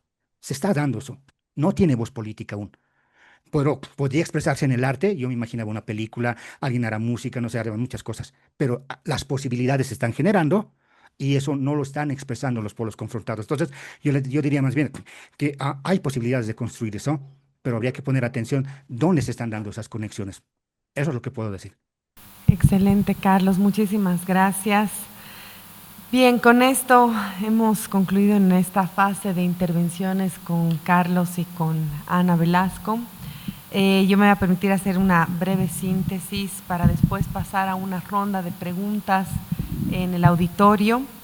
Creo que se han comentado distintos y diversos elementos y voy a hacer mi mejor esfuerzo para tratar de sintetizar y resumir cómo configurar, cómo construir un diálogo colectivo que nos permita construir un proyecto país. Para empezar, creo que es importante dos elementos que se han expresado de manera muy concreta que se tienen que advertir de manera real y de manera auténtica. Tiene que ver con lo que Ana comentaba en un momento de esta visión de la horizontalidad. En realidad es una construcción, no es una condición dada. Es decir, los sujetos, los seres humanos, en principio van a buscar esta condición tribalista, esta condición de los procesos de me identifico con y más bien me agrupo con un colectivo antes de me vinculo con aquel que es distinto, ¿no? En ese sentido, creo que también aquello que mencionaba Carlos en la última respuesta también es importante y es la posibilidad de que se consideren las diferencias en relación a el acceso a los servicios básicos y también sobre todo aquellos bienes económicos a los cuales pueden acceder los distintos sectores sociales. Porque también para poder construir un diálogo colectivo es importante que se reconozcan los actores y también sus condiciones sociales, económicas, culturales y los contextos en los cuales habitan, porque evidentemente, como mencionaba Carlos, para poder empezar un diálogo colectivo es también importante reconocer que aquellas diferencias que pueden establecerse no son necesariamente elecciones de los sujetos, sino también hay condiciones y hay contextos con los cuales se han construido ciertas condiciones. Entonces creo que lo primero sería partir de una fotografía muy nítida de los actores que conformamos a este complejo y hermoso país, y al mismo tiempo reconocer dónde están estos tribalismos, dónde se profundizan aquellas condiciones de diferencia que son reales, pero que en un momento se empiezan a configurar como esta condición tribal. En ese sentido, pienso que aquel elemento que mencionaba también Ana es de un principio fundamental para reconocer que la ciudadanía tampoco es una condición dada per se solamente porque te dan un pasaporte, porque te dan una cédula de identidad o porque te dan cualquier tipo de carta que te asigna la condición de ciudadano, sino que el ciudadano puede ser una condición dada, pero la ciudadanía es una construcción que se ejercita, se desarrolla, se fortalece y también al mismo tiempo puede ser debilitada en la medida en que no se le entrene a lo suficiente. Y ahí creo que es importante también reconocer nuevamente, como lo mencionaba al inicio, a uno de los autores fundamentales de la comunicación y de las ciencias políticas también, que es Jürgen Habermas, para quien la comunicación y los medios de comunicación son fundamentales a la hora de construir la opinión pública y en ese sentido la ciudadanía. De ahí que sea tan importante mencionar también el rol de los medios de comunicación y de las redes sociales que configuran y quizás a través de ellos potencializan estos procesos de tribalización, o más bien pueden ser los recursos que permitan ejercitar ese músculo de la ciudadanía y en consecuencia también el fortalecimiento de la democracia. Cuando pensamos en la democracia como esta construcción, esta configuración, este aparato y esta manera de construir una sociedad, los medios de comunicación y por ende la libertad de expresión son uno de los valores fundamentales de la democracia en ese sentido. Los medios de comunicación permiten, más allá de los discursos con los cuales pueda uno coincidir o no, expresar la diversidad que representa a una capacidad democrática. Y es en ese sentido también que si los medios de comunicación y las redes sociales son más bien canalizadores y amplificadores de este músculo de la ciudadanía que se tiene que trabajar para fortalecer la democracia, es probable que entonces se pueda llegar a estos puentes de conexión y este elemento que mencionaba Carlos sobre la articulación de los actores. Pero antes de pasar ahí, creo que es importante recordar también esto que mencionaba Carlos hace un momento, de cómo algunos grupos enfrentados y más bien de confrontación utilizan a las redes sociales, utilizan a los medios de comunicación para profundizar también esas diferencias y esas distancias. Y en ese sentido, el elemento clave que mencionaba Ana también hace un momento del pensamiento crítico para poder hacer la lectura de los contenidos mediáticos. De ahí que esta expresión de la necesidad del descanso en un entrenamiento y que bien lo planteaba Ana del silencio, es un concepto que de hecho lo utiliza el filósofo Byung-Chul Han cuando cuestiona las redes sociales y al Internet en general, al advertir que no existe vacío posible en el Internet o en las redes sociales y que de ahí carece un proceso reflexivo real a partir del consumo de redes sociales o de medios de comunicación a través del Internet. Cuando uno abre una pantalla en el Internet está absolutamente ocupada y no existe un espacio vacío. Y este filósofo menciona que es en ese espacio vacío donde se produce la reflexión que permita generar el cambio y que permita generar también la reflexión política. De ahí que ve el término de secuestrados por estas tecnologías de la información, también nos invita a pensar a cada uno de los ciudadanos y de ciudadanas de este país cuán secuestrados o cuán autosilenciados hemos estado y también cuán encerrados hemos estado en las propias cámaras de eco, en estos espacios que mencionaba también Carlos hace un momento, de que nos encierran en estos circuitos mediáticos para impedir dialogar con el otro. De ahí que es tan importante lo que menciona Carlos, que los procesos de articulación, dice él, se están generando en la vida cotidiana, en las interacciones sociales que probablemente ocurren por fuera de las redes sociales, por fuera de los medios de comunicación, pero a través de procesos comunicacionales mucho más profundos y quizás valiosos para esta articulación de un proyecto país, que pasan por, como decía Carlos, hacer música juntos, hacer películas juntos, irse a encontrar, a tomar algo juntos. Esa convivencia en la interacción de la vida cotidiana probablemente es uno de los caminos que tenemos que apostar para poder generar este proceso de encuentro con el otro, que se da además gracias a ese proceso de ascenso social que mencionaba Carlos, que también es real. En ese sentido, voy a cerrar esta síntesis antes de abrir el espacio. Hay muchísimos elementos que todavía hay que comentar, pero creo que hay que rescatar aquello que mencionaba también Carlos de no es necesario que todos se pongan de acuerdo. Y aquí quiero mencionar nuevamente que el concepto de entendimiento que plantea Jürgen Habermas a través de los procesos de diálogo, del espacio comunicacional que genera el mismo, el entendimiento no es igual al consenso. De hecho, en el entendimiento existe disenso. O sea, diferimos, nos diferenciamos, y es esto de cómo hago para contarte una vez más mi percepción de la realidad sin sentir que me estás atacando. Pero ahí creo que también es una voluntad colectiva que nos permita desarrollar estas habilidades para podernos encontrar en la diferencia.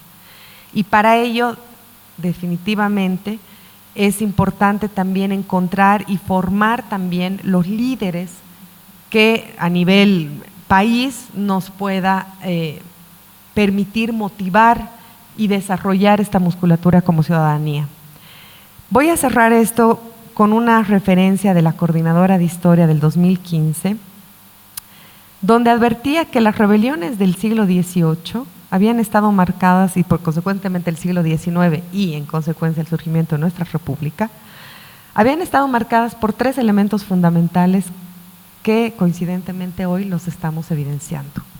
Uno, el hastío colectivo con la degeneración, abro comillas, perdón, en la cita, la degeneración del comportamiento de las autoridades coloniales, cierro cita.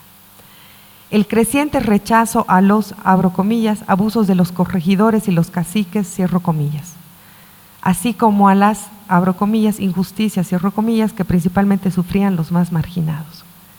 Es decir, estamos nuevamente frente a un hastío colectivo de la ciudadanía en relación a la degeneración del comportamiento de las autoridades, el rechazo a los abusos de los líderes en sus distintos sectores y en distintos niveles, y también el rechazo a las distintas injusticias que se han ido cometiendo en distintos ámbitos. Frente a ello, la pregunta es, ¿qué hacemos nosotros como ciudadanos? Y con esa pregunta abro el ciclo de preguntas que pueda surgir en el auditorio. Gracias, Mina. Primero quiero agradecer por ese espacio, por la oportunidad, ¿no?, de reflexionar con estas, ¿no?, ideas que están siendo colocadas acá sobre la mesa. Cuando les escucho, veo que hay como varios ángulos y niveles del debate, ¿no?, sobre la polarización. Uno es desde lo individual, ¿no? Una mirada de lo individual, ¿qué puede hacer el individuo en su ámbito cotidiano, en su ámbito de vida? Pero hay otra mirada, ¿no?, que creo que es más la mirada de la Ana, y hay la mirada de Carlos, que es una mirada más sociológica, más estructural, ¿no? Como soy socióloga también, voy a poner un poco énfasis y recuperar varias ideas que se han puesto acá, que me parecen son claves, que es pensar, y la polarización es un fenómeno que está ocurriendo en muchos países. Muchos de esos países la situación es mucho más grave que en otros.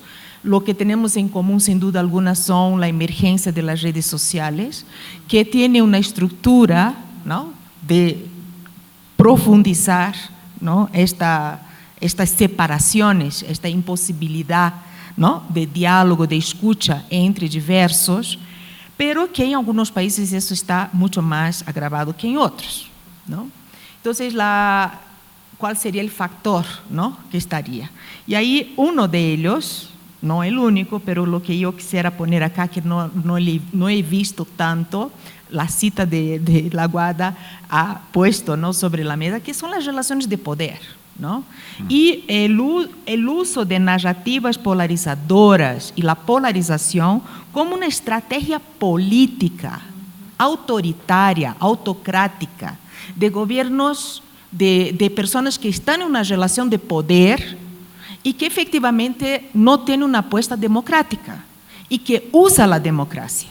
Entonces, eso me hace falta, porque a veces cuando escucho parece que todos los actores están más o menos en un juego horizontal, cuando no están en un juego. O sea, ¿dónde están las relaciones de poder? O sea, ¿cuánto peso ponemos en las relaciones de poder en pensar la polarización, ¿no?, y cómo salir de ella? Otro elemento que se ha puesto acá, que creo que es clave, es eso, de hacer una distinción entre diferencias ideológicas, políticas, sociales, económicas, de desigualdades, de opresiones, ¿no? Entonces, ahí el juego es distinto. ¿Cómo luchas contra estas opresiones? ¿Cómo estableces en democracia, cómo fortaleces la democracia con capacidad de transformación? Defendiendo la democracia, porque yo creo que lo que estamos viviendo ahora es eso, o sea, como ciudadanos, ¿no?, podemos apostar a gobiernos, ¿no?, a estructuras, cómo cambiamos todas las estructuras, porque todos los espacios, en la familia, en la sociedad, en cualquier espacio organizacional, en un país, hay relaciones de poder. Entonces, ¿cómo hacer que esas relaciones de poder sean menos opresoras, discriminadoras? Es asumiendo, visibilizando estas discriminaciones, porque si las negamos, las discriminaciones de género, las discriminaciones entre hombres y mujeres, las discriminaciones étnicas, las discriminaciones por edad, las discriminaciones por clase, que creo que es una de las más graves, el tema de asumir que una parte significativa de la población no tiene todavía saneamiento básico. Miércoles, o sea, ¿no? Entonces, eso que se ha dicho ahora, ¿no?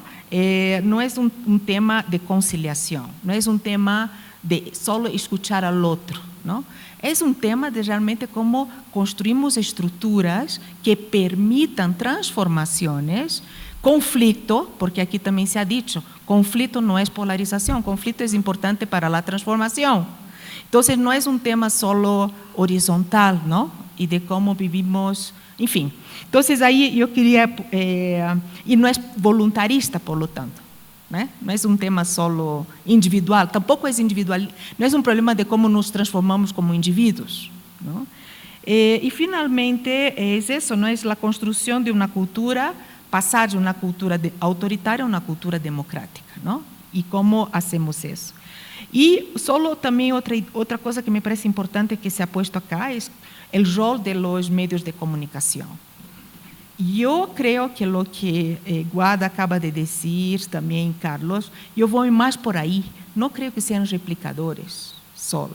Yo creo que son creadores de realidad, porque también los medios responden a intereses, como tú has mismo dicho, ¿no? O sea, responde a intereses, responde a estructuras y crean realidad, porque crean narrativas, porque normalizan visiones, normalizan maneras de ver, normalizan, manipulan también, ¿no? Los algoritmos te manipulan. Entonces, el problema no es que tu cerebro está mal diseñado, ¿no?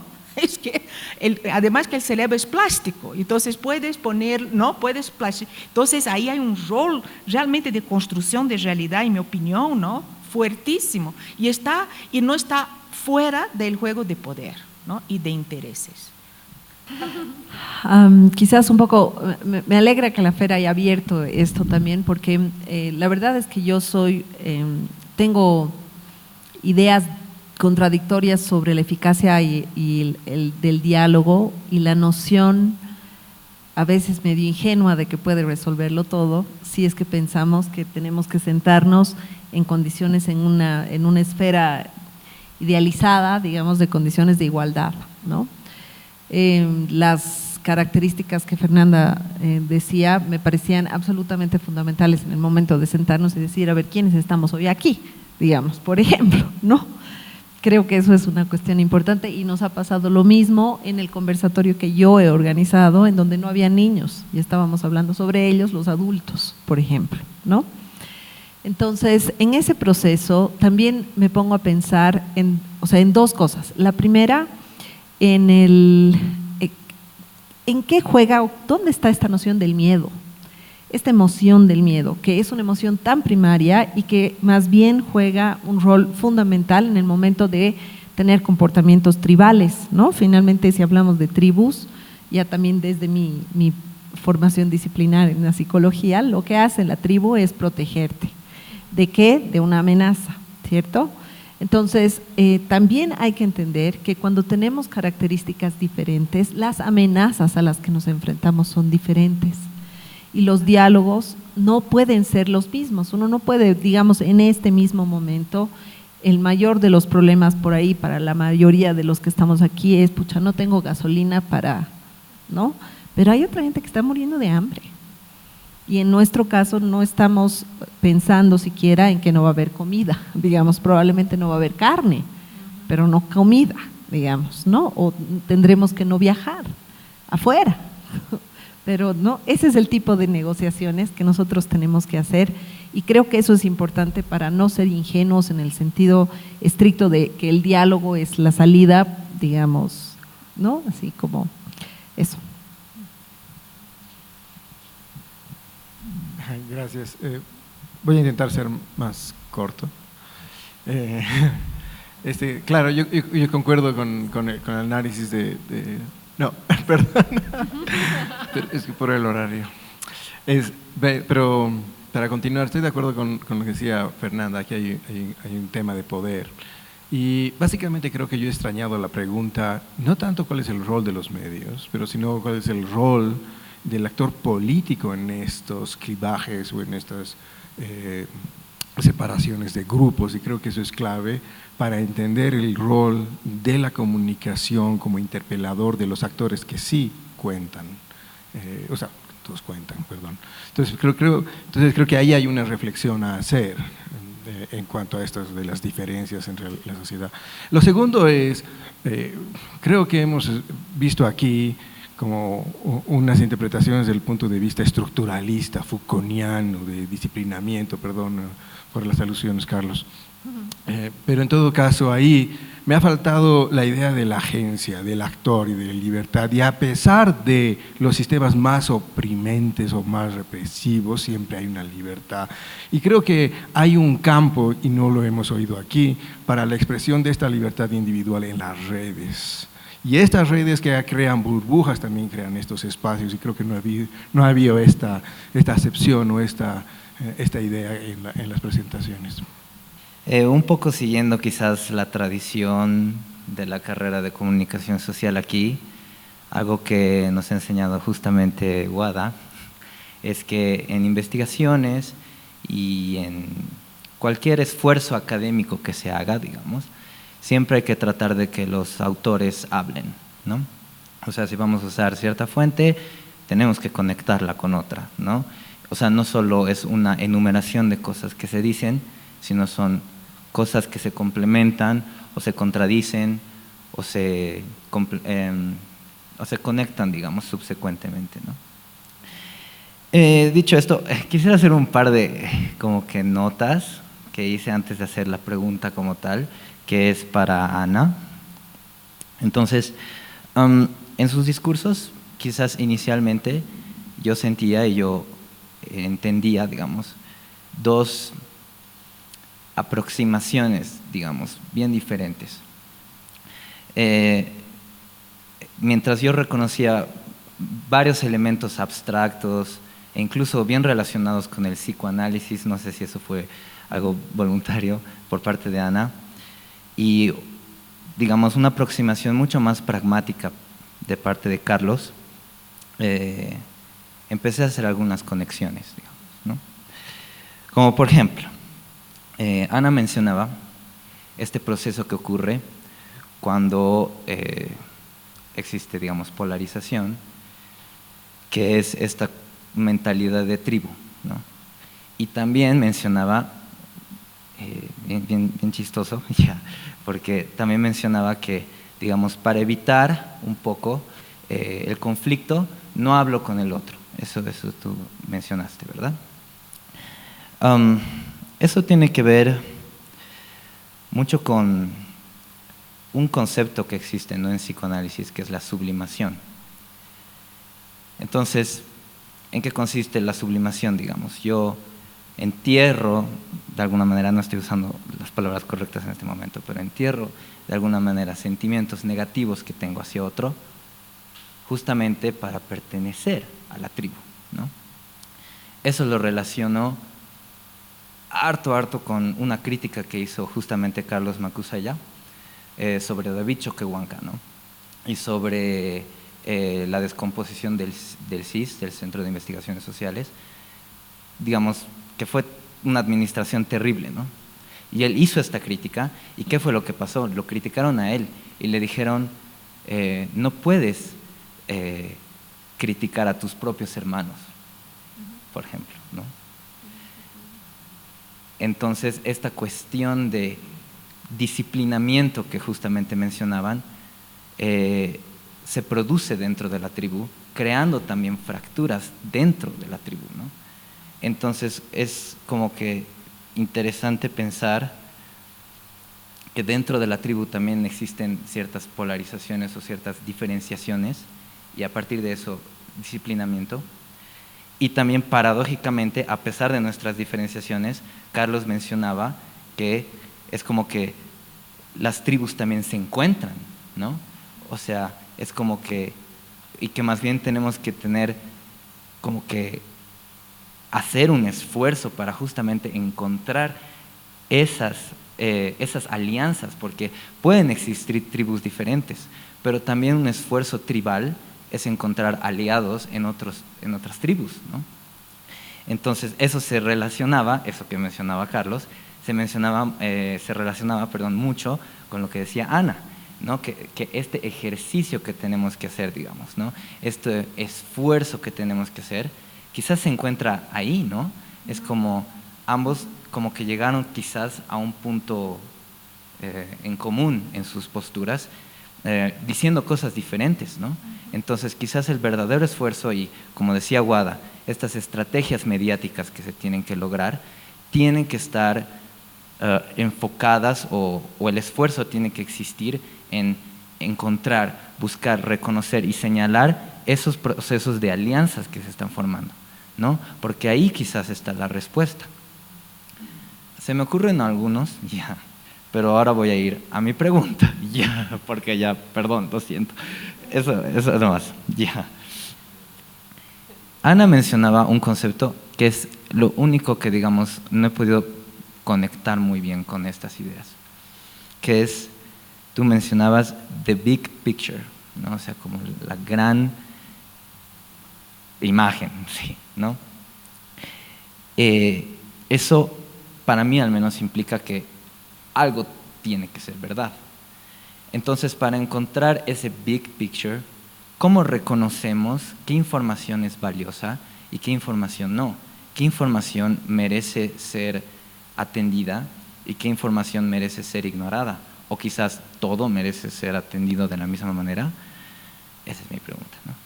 Agradezco un montón, Fer, cómo has traído de vuelta este tema de tal vez recordar que todas estas cosas están pasando en varios niveles distintos.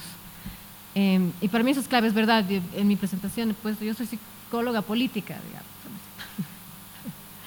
Entonces sí, me he especializado más en temas de procesos individuales para entender los grandes procesos de la política, lo que no significa que son mutuamente excluyentes, con análisis, digamos, más sociológicos, más estructurales, y eso a veces nos pasa harto a los académicos, ¿no? Nos creamos categorías para entender el mundo, y luego nos enamoramos de nuestras categorías y nos olvidamos que hay otras que están sucediendo sincrónicamente a la vez, ¿no? Entonces, por eso te agradezco, Fer, porque claro, y tal vez ahí va esta pregunta, la última que me han hecho del big picture. Todo esto está pasando a la vez, ¿no?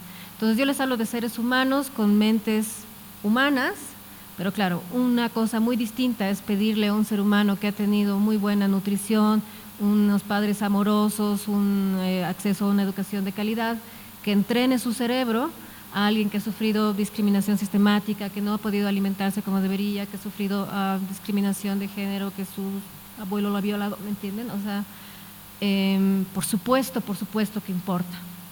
Pero lo mismo pasa cuando luego vuelcas la tortilla y dices, bueno, si todo es relaciones de poder, lo único que hay que hacer es como encontrar dónde está el nodo de poder y romperlo, ¿no? Y algo que yo me he dado cuenta un montón trabajando con políticos, sobre todo en el proyecto Unámonos, es que no habían sido ellos los que tienen tanto poder. Cuando nosotros nos acercábamos a ellos, les decíamos, de ti depende que tú agarres el micrófono y salgas y digas, llama a la unidad, la gente te escucha, ¿por qué no utilizas los seguidores que tienes, el espacio que tienes para hacer eso que dices que quieres buscar? Y muchos de ellos están aterrorizados, seguramente por muchos procesos individuales que nosotros no entendemos, pero para nosotros son los que tienen el poder. Hemos llevado la encuesta de polarización a la Asamblea Legislativa, ¿no? Y en la Asamblea Legislativa hemos encontrado personas que eran así como, yo sé que mi partido está haciendo todo mal, pero no puedo hacer nada. Se sentían tan impotentes, ¿no? Voy a perder mi trabajo, pero y por ahí se enoja el jefe, digamos, ¿no? Y ahí yo veía ya de vuelta al individuo, ¿no? Al individuo que le cuesta someterse al disciplinamiento, al individuo que le tiene miedo. La Marcela hablaba de eso hace un ratito. Entonces, nada, creo que esta analogía se utiliza un montón. Hay que entender que ese big picture es como una torta con 1000 capas, ¿no? Y por afinidad, por las cosas que se nos es más fácil entender, a veces le tiramos bola a una capa y a 2 capas, y es bien difícil ver todas las capas, porque de nuevo nuestro cerebro se raya pues con la complejidad, ¿no? Medio que se cuelga y algo que en ese sentido de que nuestro cerebro se cuelga, yo quería decir es, como nuestro cerebro busca estas formas sencillas de entender las cosas, cada vez que se nos presenta un discurso, una narrativa muy compleja, nos incomoda, pues nos molesta, ¿no? Porque no lo entendemos muy bien y pero si está pasando esto, ¿por qué está pasando esto otro acá? Y si luego viene alguien y te ofrece algo así como, pero mira, si la vieja confiable, teoría de la conspiración, lo que pasa es que todos son reptilianos, digamos, ¿no? Entonces, pucha, te da un alivio, porque dices, ya no tengo que usar todas mis neuronas en entender ese big picture que es tan complejo, ¿no? Ya no tengo que lidiar un poco con esa disonancia cognitiva de que los míos también son medio malos y los otros, que yo he dicho que eran los otros, también tienen mucho de bueno. Eso nos hace vulnerables, ¿no? A nivel psicológico, pero ese nivel individual, es verdad, no tendría sentido si no estuviera inserto en una estructura social que por supuesto tiene relaciones de poder concretas. Pero para terminar de contestar a la pregunta que me hacías, ¿qué info vale la pena? Me encantaría que haya una receta, ¿no? Que te diga así, porque yo me acuerdo cuando hablaban de desinformación, decía, mira la fuente, observa que, no sé, la fecha. Hay, digamos, mini tips que te pueden ayudar a saber si es que es una noticia falsa o es algo que te quiere manipular, que sirven, digamos, ¿no? Pero ya en la cancha, digamos, en el mundo real, estás tú contra el mundo y tú contra toda la información, ¿no? Inclusive dentro de esas noticias falsas hay información que es relevante porque te dice lo que la gente quiere escuchar, ¿no? Si se han vuelto virales es por algo. Y aunque son mentira, me están diciendo lo que la gente está creyendo, ¿no? Entonces, como construimos el mundo es un proceso donde sí tenemos agencia, y ahí sí lo que decía Jean Paul creo que es importante, o sea, no le podemos quitar la agencia al individuo. Un individuo, por supuesto, inserto en estructuras sociales, pero con algo de agencia, unos con más agencia que otros, ¿no? Algo que me gustaba mucho que decía el historiador Yuval Noah Harari, es que hoy en día la censura no está en silenciar voces, no está en encontrar, a ver, esta es la narrativa oficial, me deshago de estas otras, estas me hacen ruido. La censura del siglo XXI es de que estamos tan llenos de información que ya no sabemos cuál es relevante, ¿no? Ya no sabemos a qué tirarle bola, ya no sabemos a quién seguir, ¿no? Y nos vemos en esa incómoda situación en la que nosotros tenemos que decidir, ¿no? Y vamos a caminar un montón de caminos que van a ser equivocados. Entonces hay chicos que a sus 12 años, y está pasando un montón eso con las redes ahora, ¿no?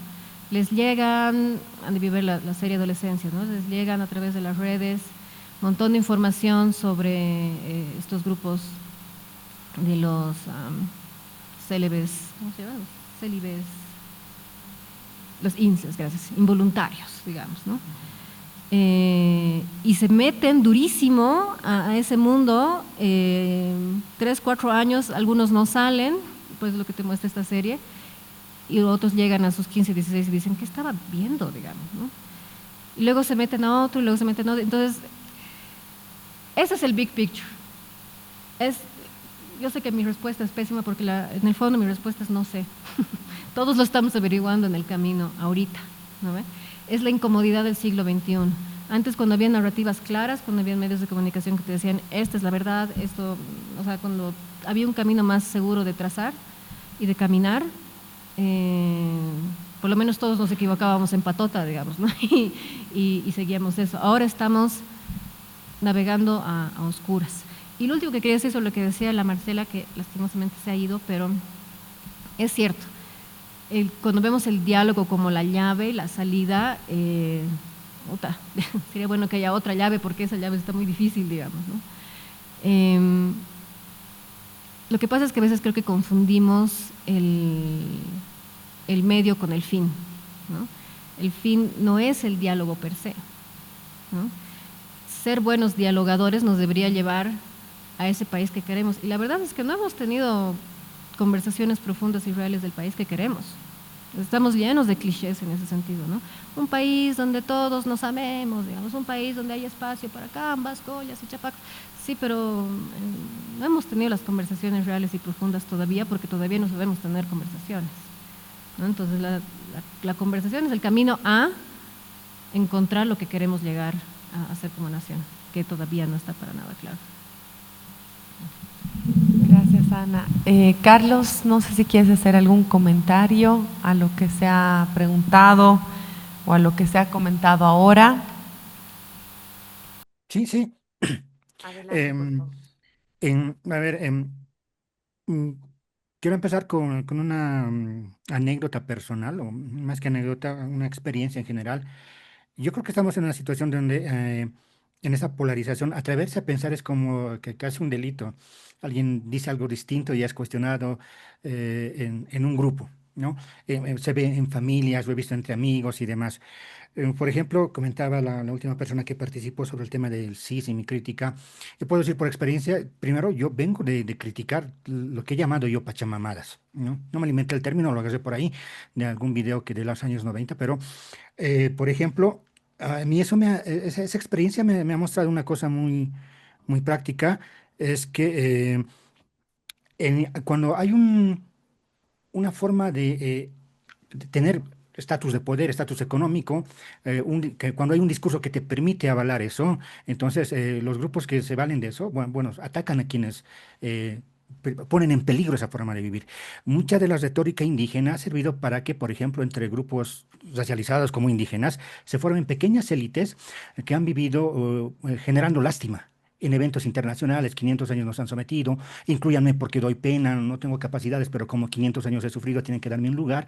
Yo he criticado ese tipo de cosas y me ha valido, por ejemplo, me ha valido ser yo soy un marginal entre a la gente que se considera indígenas en activismo político o producción intelectual, ¿no? Yo soy un marginal porque yo digo cosas distintas a las que se deberían decir o las cosas que permiten que ciertos grupos lleguen a tener ciertos privilegios por su origen étnico.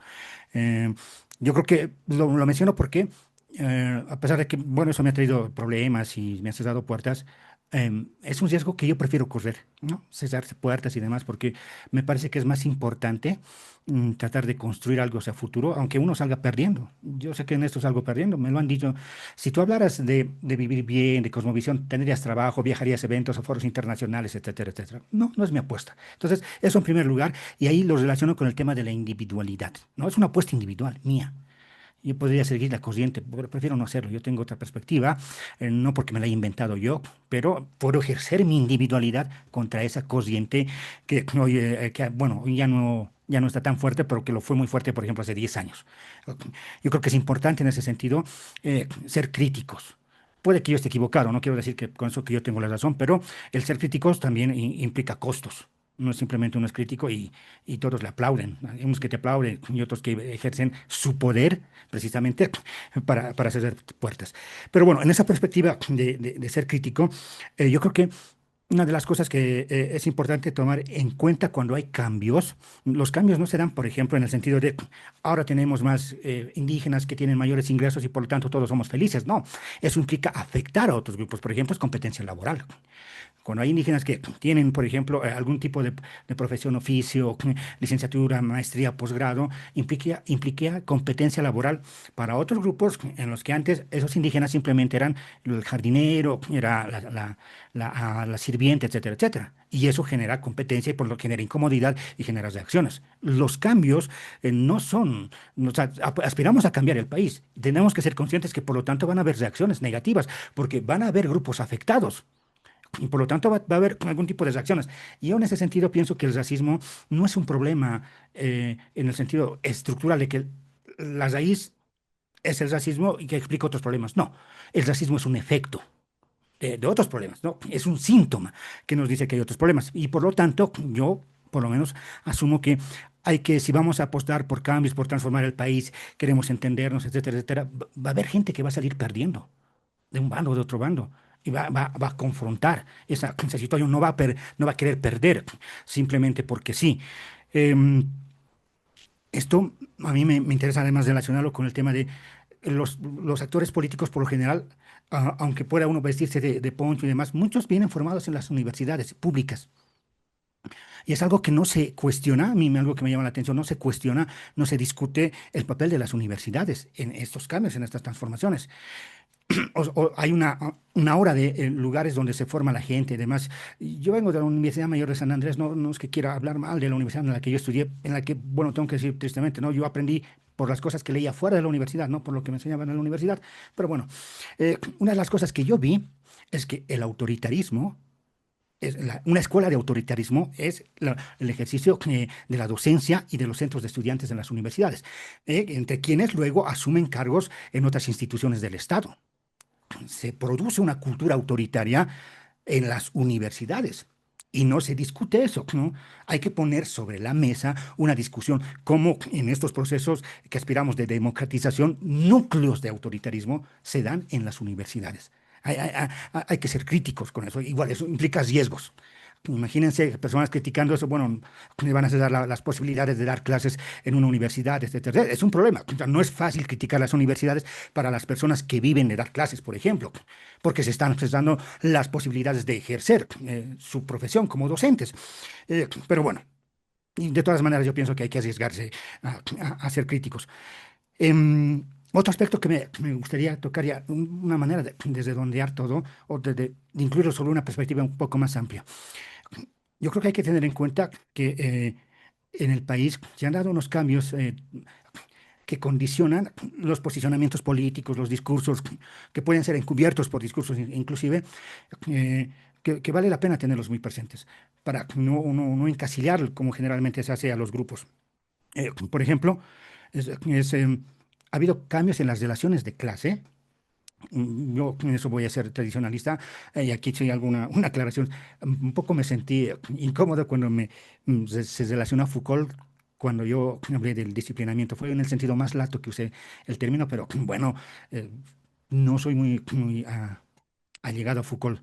Pero bueno, ahora lo digo por el término de clase porque yo sí prefiero usarlo en el término de clase en el sentido de explotación, de extracción, de apropiación de valor, plusvalor, esas cosas.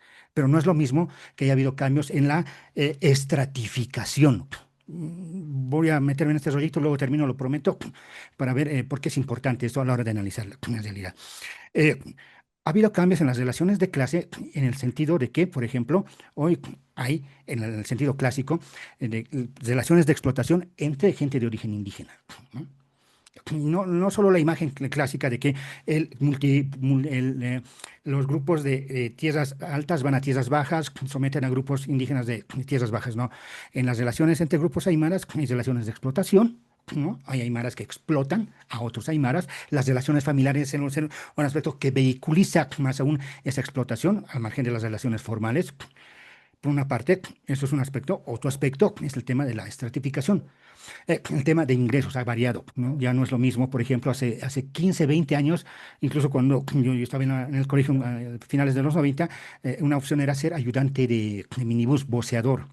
Y ahora para muchos voceadores ha sido preferible ser, por ejemplo, en el boom de la construcción en Bolivia, más o menos 2010 al 2018, ser ayudantes de albañil, porque ganaban más. ¿Qué tiene que ver una cosa con la otra? Que hay grupos entre la población indígena que podrían tener afinidades de clase con las élites cruceñas, por ejemplo, que pueden ser caras blancas, intereses de clase, ¿no? Y pueden tener tierra.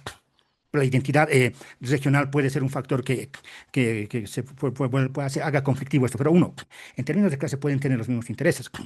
Pero también entre los grupos aymaras hay gente que por la estratificación, por el nivel de ingreso, pueden acceder a nuevos consumos sin que necesariamente sean burgueses o ricos. No, el ser de una condición, al haber ascendido socialmente, pueden ser asalariados, bien acomodados y ganar más dinero que un capitalista pobre aymara que tiene 2 empleados. ¿No? Por lo tanto, entre los aymaras la cohesión como grupo no es tan fácil como fue hace 20 años. No es que hace 20 años los aymaras eran homogéneos, no, pero estas diferencias de clase y de estratificación hacen que no se articule de la misma manera políticamente a estos grupos. Y eso puede ser un factor, por ejemplo, para el más negativo, porque ahora, ¿cómo articulo a mi electorado? Es más complicado, no lo puede ser de la misma manera. Pero también en esa diferenciación, y es lo que hacía notar en la última intervención que tenía, se están generando grupos que tienen mayor conexión. Entonces, si vemos esos cambios, cómo se van dando por los ingresos, por las relaciones de clase, los espacios que ocupan, que se disputan simbólicamente, además, ahí hay nichos desde donde se puede producir discursos, símbolos, iniciativas, y ahí lamentablemente o positivamente esto no van a ser porque alguien ya lo tiene claro o un grupo ya lo tiene claro. Ahí están las iniciativas individuales que luego se van articulando y van dando cuerpo a una cosa. Pero lo que quiero hacer notar es que existen las condiciones. El país ha cambiado. Hay situaciones en las que se puede construir algo. Lo que sí yo, en eso soy, no es pesimista, pero sí, esto no sería desesperado, esto no va a florecer para el año, menos para las elecciones que ojalá se den este año, ¿no?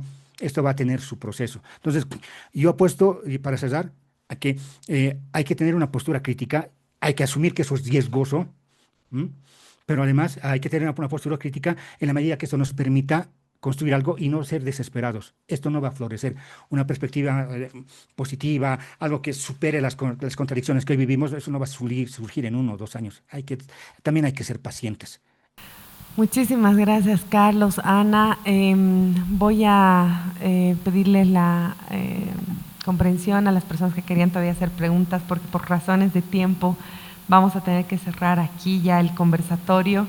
Creo que la cantidad de preguntas, de comentarios, de distintos temas que se han expresado evidencia la necesidad de precisamente iniciar estas conversaciones, y quiero quedarme con 2 elementos, simplemente la necesidad de estas conversaciones y esto que mencionaba Carlos, la paciencia para poder proyectar que este es un camino largo y que hay que proyectarlo, pero que la importancia es empezar hoy.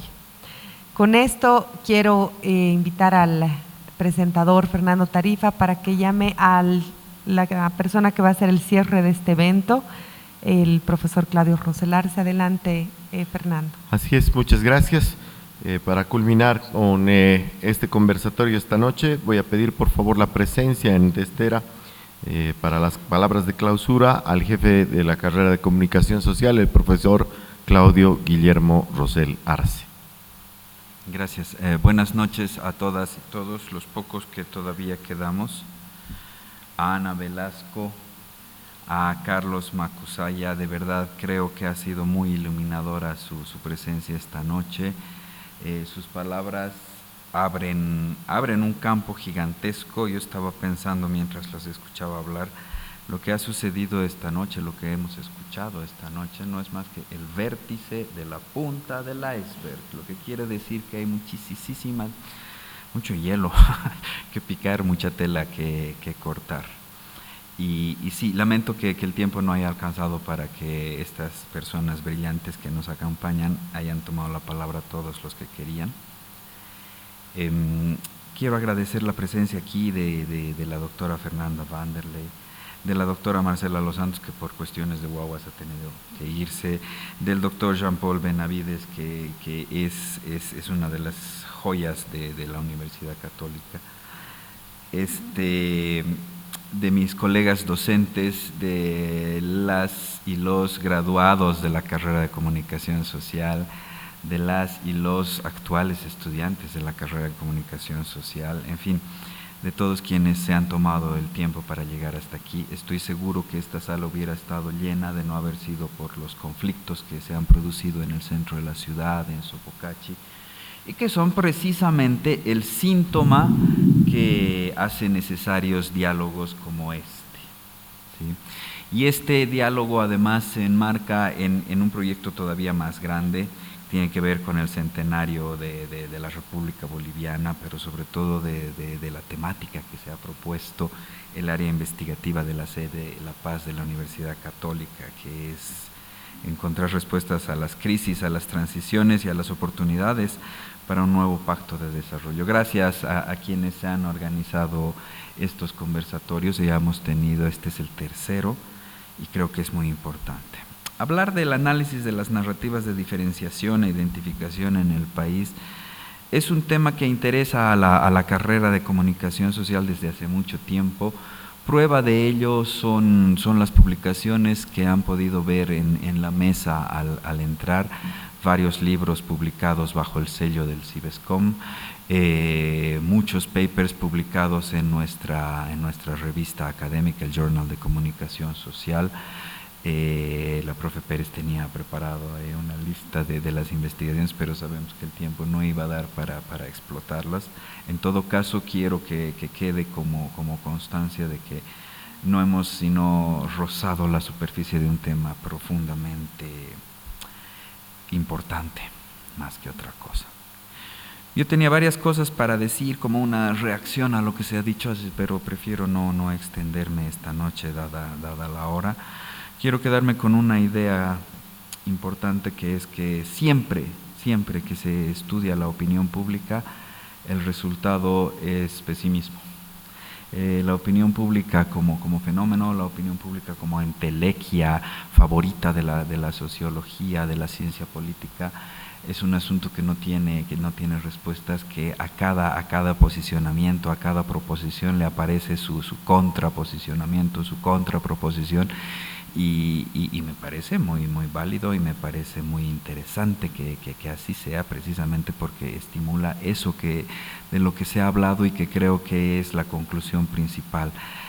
Hace falta el diálogo, hace falta la comunicación, no perdamos de vista, se ha dicho varias veces esta noche que sociedad y Estado, no se ha dicho en estas palabras por supuesto, pero se lo ha mencionado, sociedad y Estado son conjuntos de relaciones.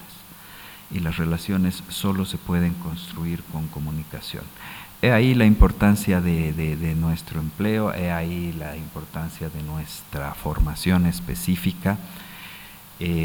A menudo se mira a la comunicación desde el punto de vista meramente instrumental, hoy reducido a la expresión creación de contenidos. Y resulta que uno no necesita ir a la universidad para ser creador de contenidos. De hecho, algunos de las y los creadores de contenidos más importantes o más exitosos no han pasado por las aulas universitarias. Lo que hacemos en la universidad cuando estudiamos comunicación social es tratar de entender los procesos que están detrás de los fenómenos que son visibles. Como decía Baudrillard, si no me equivoco, el público percibe los efectos, no las causas ni los procesos. Nuestra tarea es entender los procesos, es explicar los procesos y a partir de ahí, en efecto, buscar salidas a estos fenómenos de polarización que no son ninguna novedad en la historia de la humanidad y que en efecto tampoco son espontáneos. Como bien ha dicho Carlos Macusaya, aquí hay fuerzas que están produciendo estos efectos. Y me permito citar a Omar Rincón, uno de los rockstars de la teoría de la comunicación en América Latina, que dice, sí, los algoritmos nos llevan de la nariz, sí, los algoritmos le dan forma a la realidad que percibimos a través de los medios, sí, hay que dominar los algoritmos, pero la gran pregunta es, ¿quién está programando los algoritmos? Esa es la gran pregunta que debería interesarnos a todas y todos. Y tal vez, solo tal vez, lo dejo ahí como una suposición, es la punta del ovillo que habrá que empezar a jalar. Lo ha dicho con todas sus letras la doctora Vanderlei cuando tomó la palabra. Estas cosas suceden porque alguien quiere que suceda. No les quito más tiempo, les agradezco su presencia, les agradezco su paciencia, les agradezco su pasión y cuento con que quienes estamos aquí y muchos y muchas otras que no pudieron llegar, no perdamos de vista la importancia de este tema y sobre todo seamos capaces de superar la inercia, de superar la idiotez como la caracterizaban los antiguos filósofos griegos y nos comprometamos pues con nuestra realidad, con nuestro presente y por supuesto con nuestro futuro. Gracias a todas y todos y gracias por organizar este evento y gracias por darse tiempo, Ana, Carlos, por estar con nosotros. Muchas gracias y buenas noches.